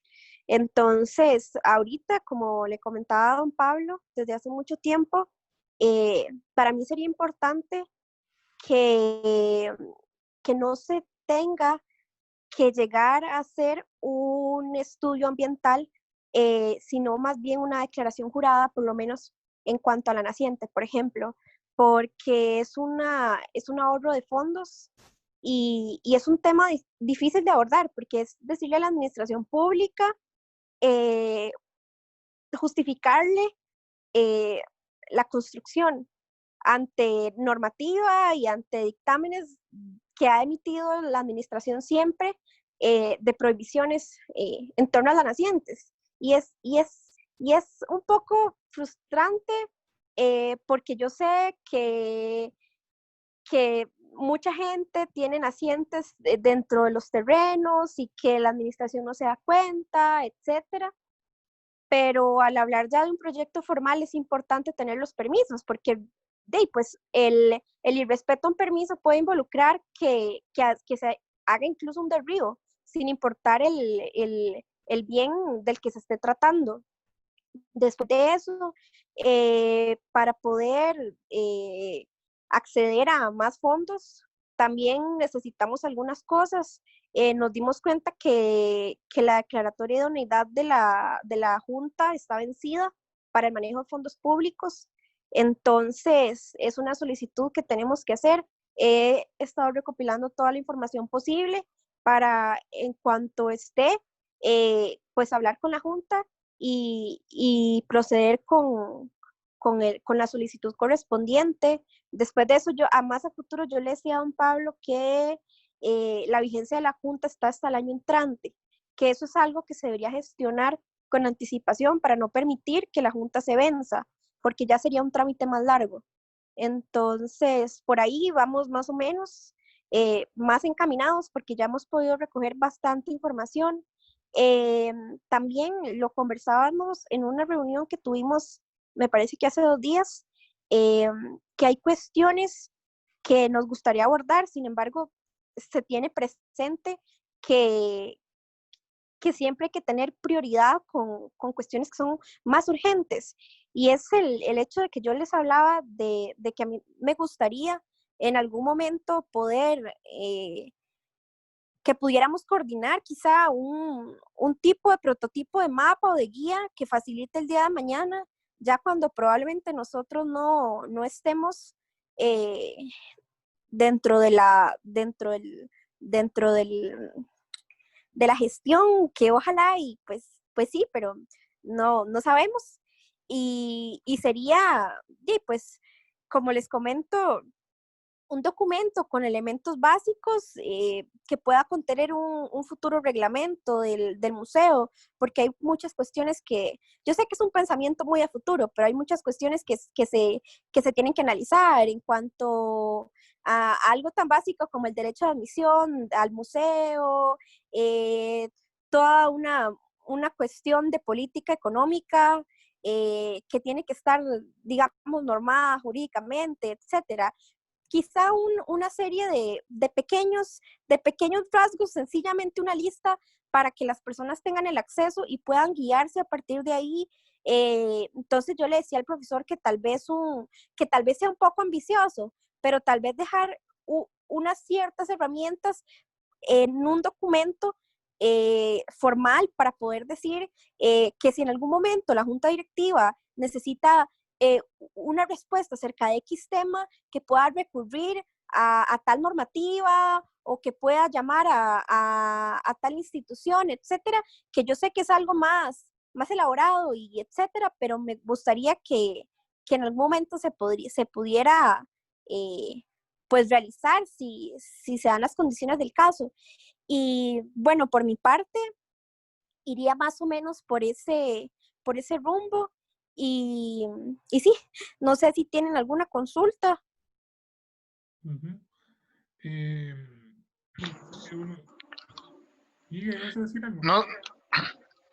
No sé si bueno, es que, bueno, a lo que yo vi por encima de los papeles de la naciente, no decía ahí nada en específico, como que, bueno, sí, como que a veces la naciente se seca y a veces no, entonces no es una naciente primaria. Yo no sé si eso lo pudiste ver o no. Sí, de hecho vi el documento de una vecina, pero es un documento que está vencido. Por eso es que no sé, o sea, no sé si en este momento, si uno se lo presenta a Setena, lo vayan a tomar como válido. A lo que voy es a que siempre sí, o sea, yo sé que es una naciente que no es que abastece de agua digamos, no abastece de agua digamos, a una comunidad entera. Pero sí, Ajá. el problema es que a la hora de los permisos de construcción, por el solo hecho de que esté ahí, ya es un inconveniente. Entonces, lo que sí es que yo no creo, como les digo, yo no creo que sea necesario un estudio ambiental, que ojalá y con algo más sencillo se pueda lograr el permiso. Pero sí es dentro de los permisos constructivos tiene que ir el permiso de la naciente. Entonces, he estado gestionando eso, he intentado, ya mandé varios correos a Setena, he intentado llamar, pero estuvieron cerrados y nada que contestan, ha sido un caos, pero sí, yo no creo que se necesite, como les digo, un trabajo de campo para poder conceder el permiso, por lo menos en cuanto a eso. Porque, como bien veía en el documento que me facilitaron, no es una naciente tan grande, pero sí, la administración es muy delicada con eso. Pero no sé si es un tema que tal vez hayan hablado con anterioridad. No sé, usted que me guíe. No sé si... No, es que, digamos, no sé si, bueno, y me parecía que esos papeles sí había uno que sí tenía que estar vigente todavía. Creo que eso lo daban como por cada 5 o 8 años, algo así. Eh, que bueno, es una naciente que se utiliza ahí para abastecer ahí, para lavar lecherías, porque en realidad para eso es. Sí, señor. Y no sé si, bueno, ahí, en dado caso que el señor que la tiene declarada, que no la declare, ya con eso se podía uno brincar eso, ¿no? No, es que a lo que, o sea, yo no creo que sea un trámite que nos vaya a costar dinero, pero el punto es que ni conozco cómo sea la municipalidad de San Carlos, pero el punto está en que eso, o sea, el hecho de que haya una naciente y si no se pide el permiso de construcción por específicamente estar la naciente ahí, el problema es que la municipalidad puede pedir el derribo del lugar. Entonces, a mí me preocupa un aspecto como ese, que si bien es bastante caótico, ¿verdad? Como la previsión de, sí es posible. Entonces, no sé cómo más o menos qué piense. Lo que se quiere evitar definitivamente es que, a ver, tal vez no vaya a pasar hoy, tal vez no vaya a pasar mañana, pero pasado mañana podría llegar un alcalde que diga, ¿y eso por qué está así? ¿Verdad? Y entonces se les ocurre que entonces les meten a ustedes un problema legal serio. Lo que se quiere evitar es, por todos medios, es que eso suceda de alguna manera, ¿no? Y antes de darle la palabra a Ana, que yo sé que me la pidió, yo no sé si Jorge, que es el arquitecto a cargo que está trabajando en este momento, el anteproyecto, el completado del anteproyecto, quisiera entrar en este punto. Hola, sí, buenas tardes. Buenas noches, casi ya. Sí, efectivamente, como dijo la compañera, eso es un problema que si bien no se trata, a futuro posteriormente puede ocasionar problemas legales bastante serios. Como dijo ella, puede que tal vez no se requiera un estudio ambiental, pero estoy casi seguro que sí se va a requerir, porque al ser una naciente de agua, ya con un alto o bajo caudal, indiferentemente que sea alto o bajo, siempre en este país hay leyes muy estrictas en cuanto a la construcción y el manejo del uso ambiental. Entonces, ahí hay una traba que sí puede generar o podría generar algún tipo de retraso. Lo que se podría trabajar ahí sería, no sé en estípulo legal se puede trabajar eso, que si se podría generar una traba en el aspecto de que se va a trabajar con un patrimonio natural y cultural, y aparte de eso se justifica el hecho de que cerca de la naciente ya hay construcciones, y construcciones potencialmente peligrosas para la naciente. Entonces se podría trabajar con un documento en el cual se estipule que la naciente o la idea del museo en sí no solamente es el resguardo del patrimonio cultural, sino también natural, el respaldo natural de la naciente como tal. Porque si no se hace de esa forma, lo más seguro es que Setena sí va a pedir un estudio ambiental, porque ellos siempre ponen muchas trabas con respecto a eso. No solamente por el hecho de la naciente, sino por el simple hecho de que a la hora de hacer una construcción, se genera mucha basura.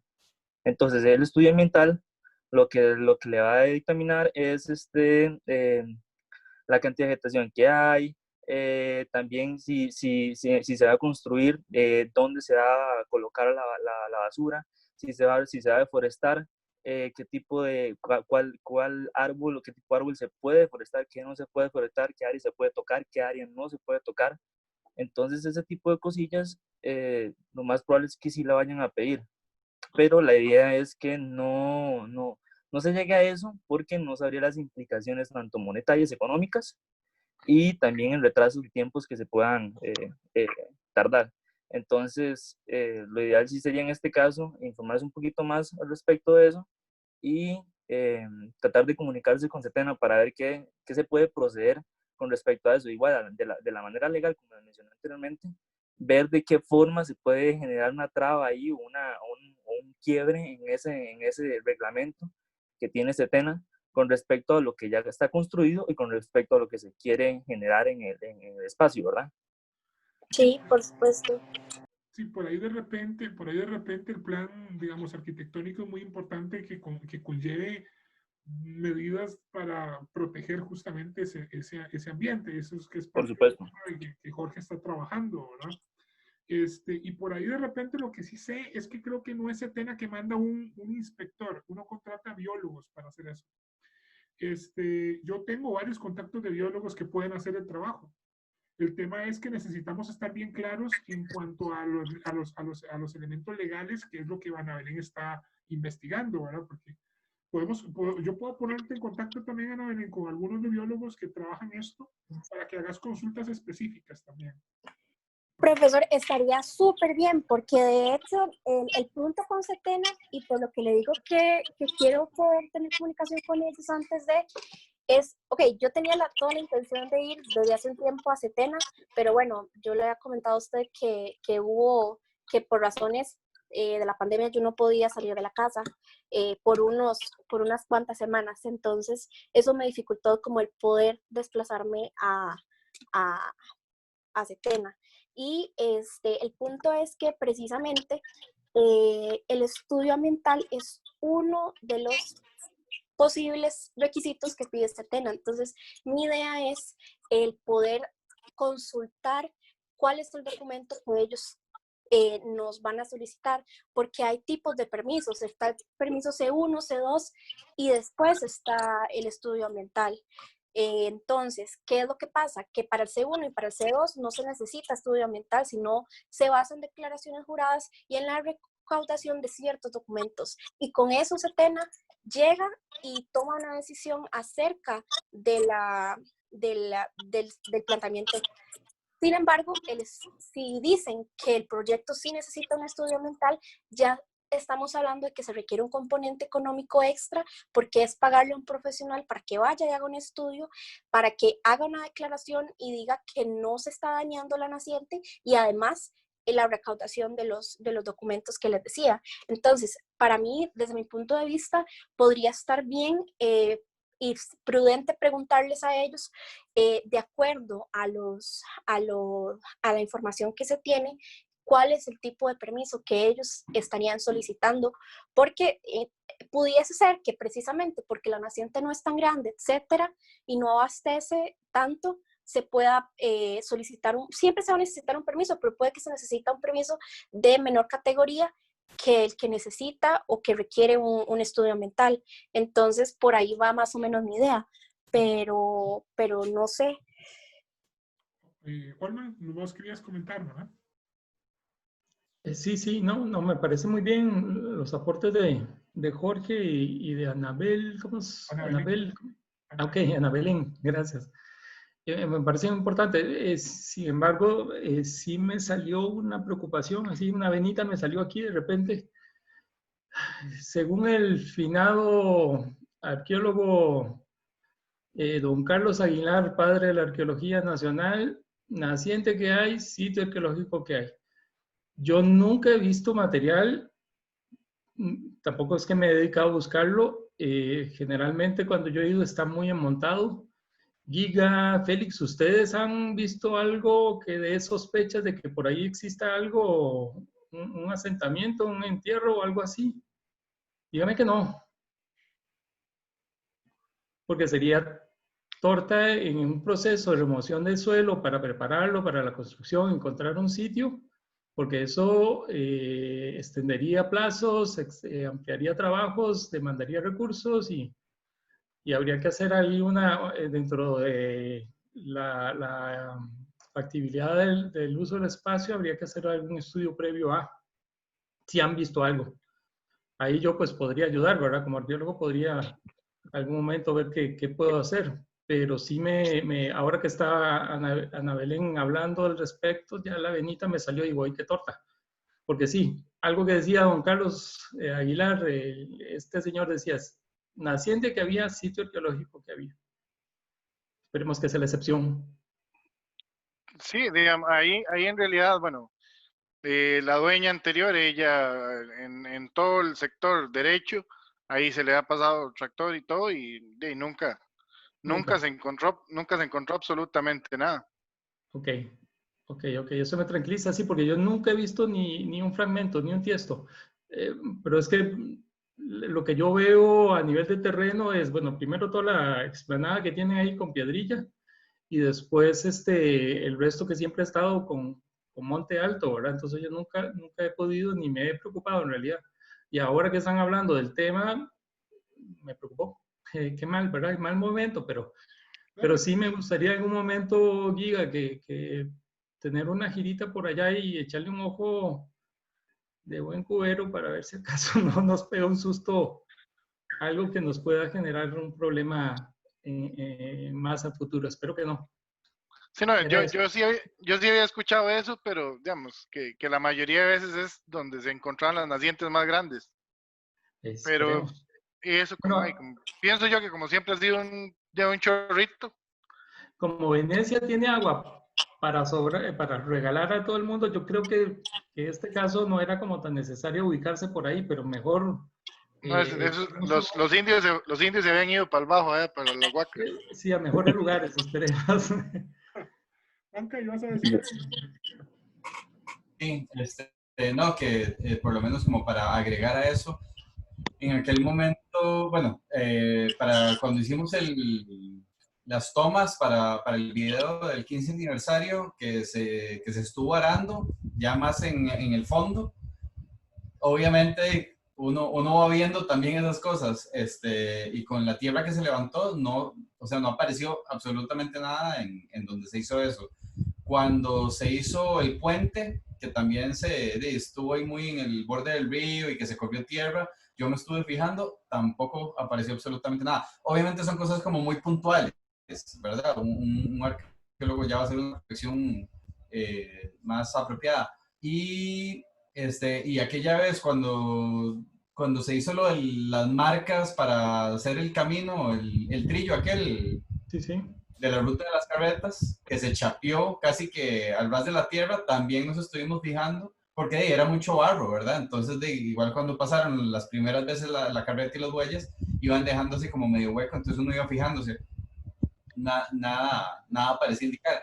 Además, creo que por el tipo de terreno, eso ya se había usado para siembra, ¿verdad, Giga? En algún momento de la vida se tuvo que haber usado, porque ya estaba todo ese terreno de tierra revuelta.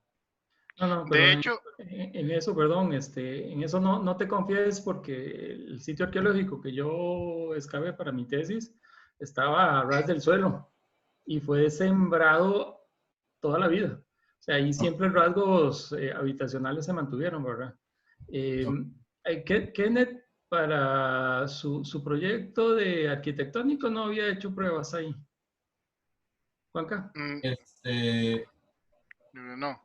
No.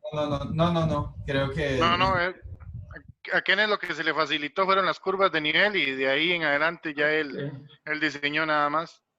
Pero, digamos, ese terreno sí, digamos, ha sido, despuesito de que se compró, fue mecanizado todo, de lado a lado para sembrarle el pasto que tiene. Se le pasó una rastra, se le pasó las uñas esas y todo eso se revolcó de lado a lado. Aparte que el finado Don Fido sí era muy vina en cuanto a eso, y si se hubiera encontrado algo, eso hubiera sido lo primero que hubiera dicho. Que guaquea, no me diga. No. Solo... La finca de él está ubicada ahí en las Huacas, puramente en Venecia. Sí, no, es que ustedes saben que ahí el sitio arqueológico que hay muy cercano es muy complejo, y generalmente alrededor de ellos habían caseríos más simples, ¿verdad? Y ellos buscaban espacios, obviamente, donde cultivar, con acceso a agua, etcétera, etcétera. Pero bueno, esperemos y con lo que han observado y todo, yo deseo que no exista nada. Y en todo caso, de veras, Giga, en algún momento que yo podamos ya, cuando regresemos ¿cuál es el discurso? La nueva normalidad. irme por allá a ver qué observo y qué puedo apreciar previo a cualquier otro necesidad o gestión que se vaya a realizar en cuanto a movimiento de suelos. Sí, sí, buenísimo. Jorge, quería decir algo.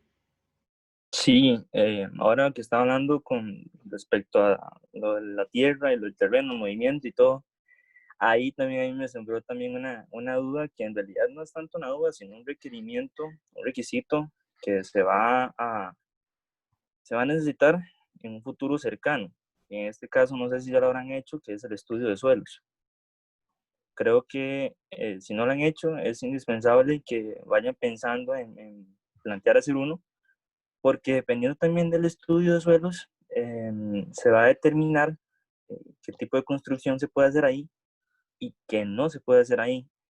Y también eso puede determinar qué tan elevado puede subir una construcción o qué tan barata puede ser.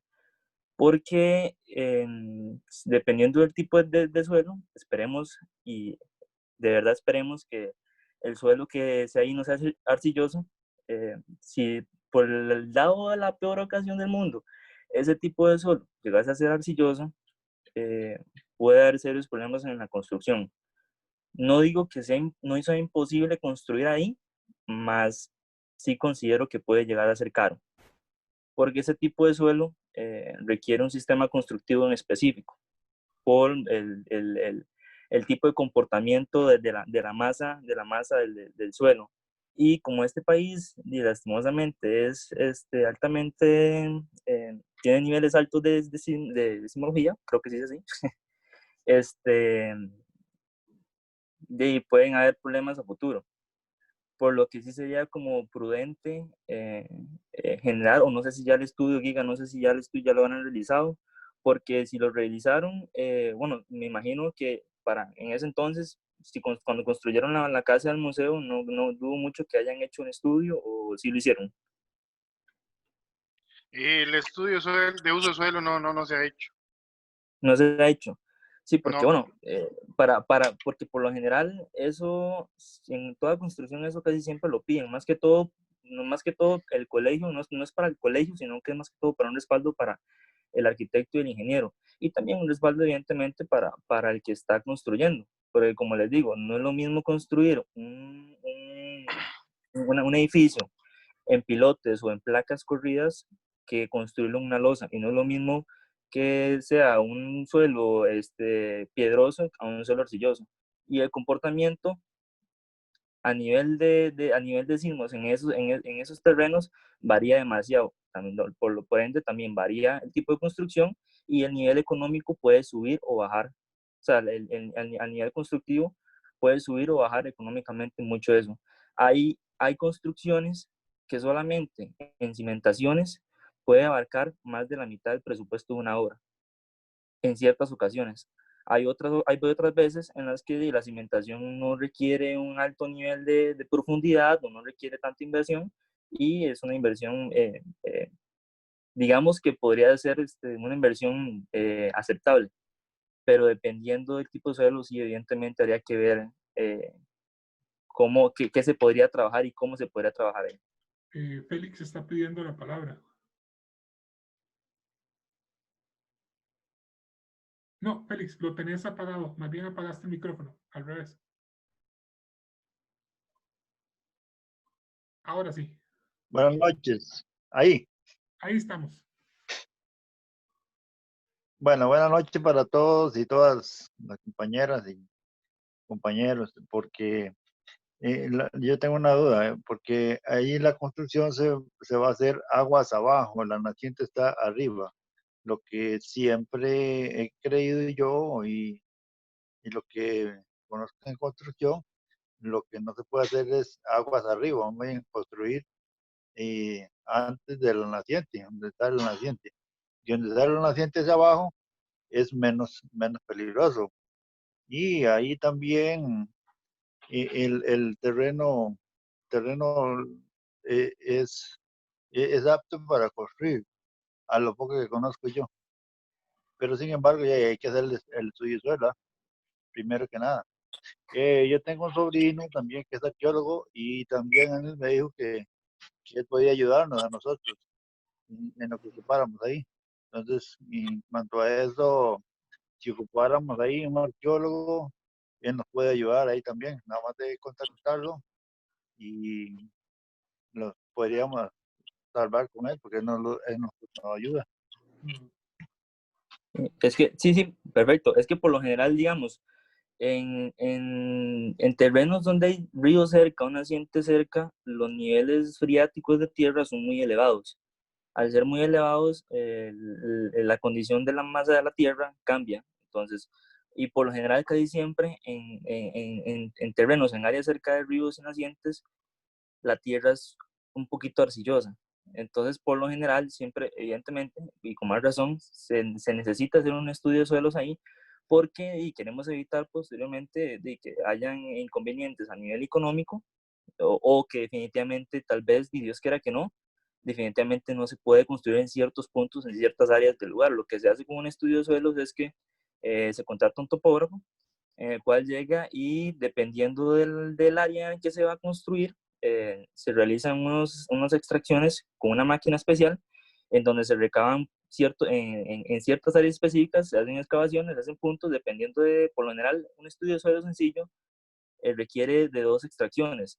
Si el área de construcción es muy grande, evidentemente se va a ocupar más puntos en donde se va a perforar la tierra. Pero eso básicamente depende mucho del área en que se va a construir y la ubicación en la que se va a construir. El área en sí en la que se construye y la ubicación.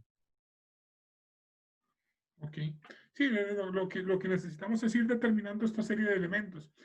Yo creo que podemos ir dando cierre más bien a la cuestión, porque ya son como las 8 de la noche y si no vamos a llegar a las 9, ¿verdad?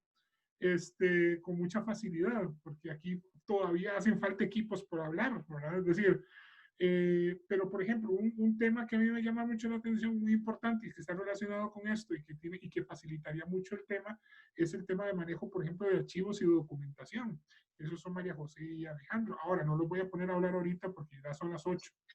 Después está el plan estratégico, está la parte contable, que son Angie y Jordan, está la parte expositiva, que son Sebastián, Guillermo y demás compañeros que están aquí, Carmen, Josué, Ana Alonso, etc. Yo creo que tal vez en algún momento podríamos plantearnos más bien una segunda reunión para poder seguir ampliando sobre otros temas, porque aquí salieron muchas cosas muy interesantes.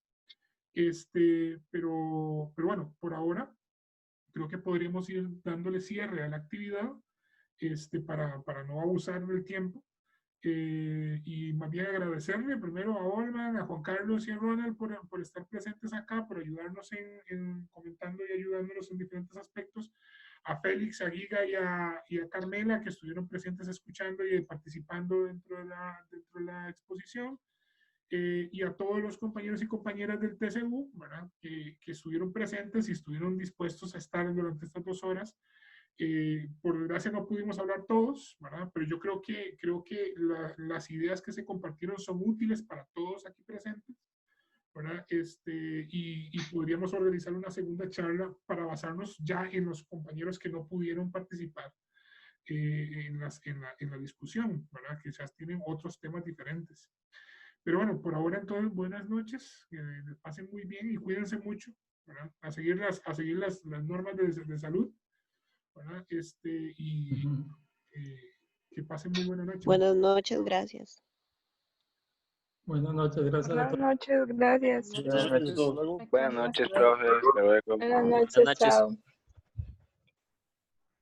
Buenas noches a todos. Entonces, muchas gracias. Bueno. Pablo, una consulta. ¿Vos nos facilitas esta grabación? Sí, por supuesto. Ya la que tuvimos el martes pasado está. Daniela me tiene que facilitar la del lunes. Esta la subo entre hoy y mañana y se los facilito. Perfecto. Te agradezco muchísimo, Pablo. Que estés muy bien. Hasta luego. Hasta luego.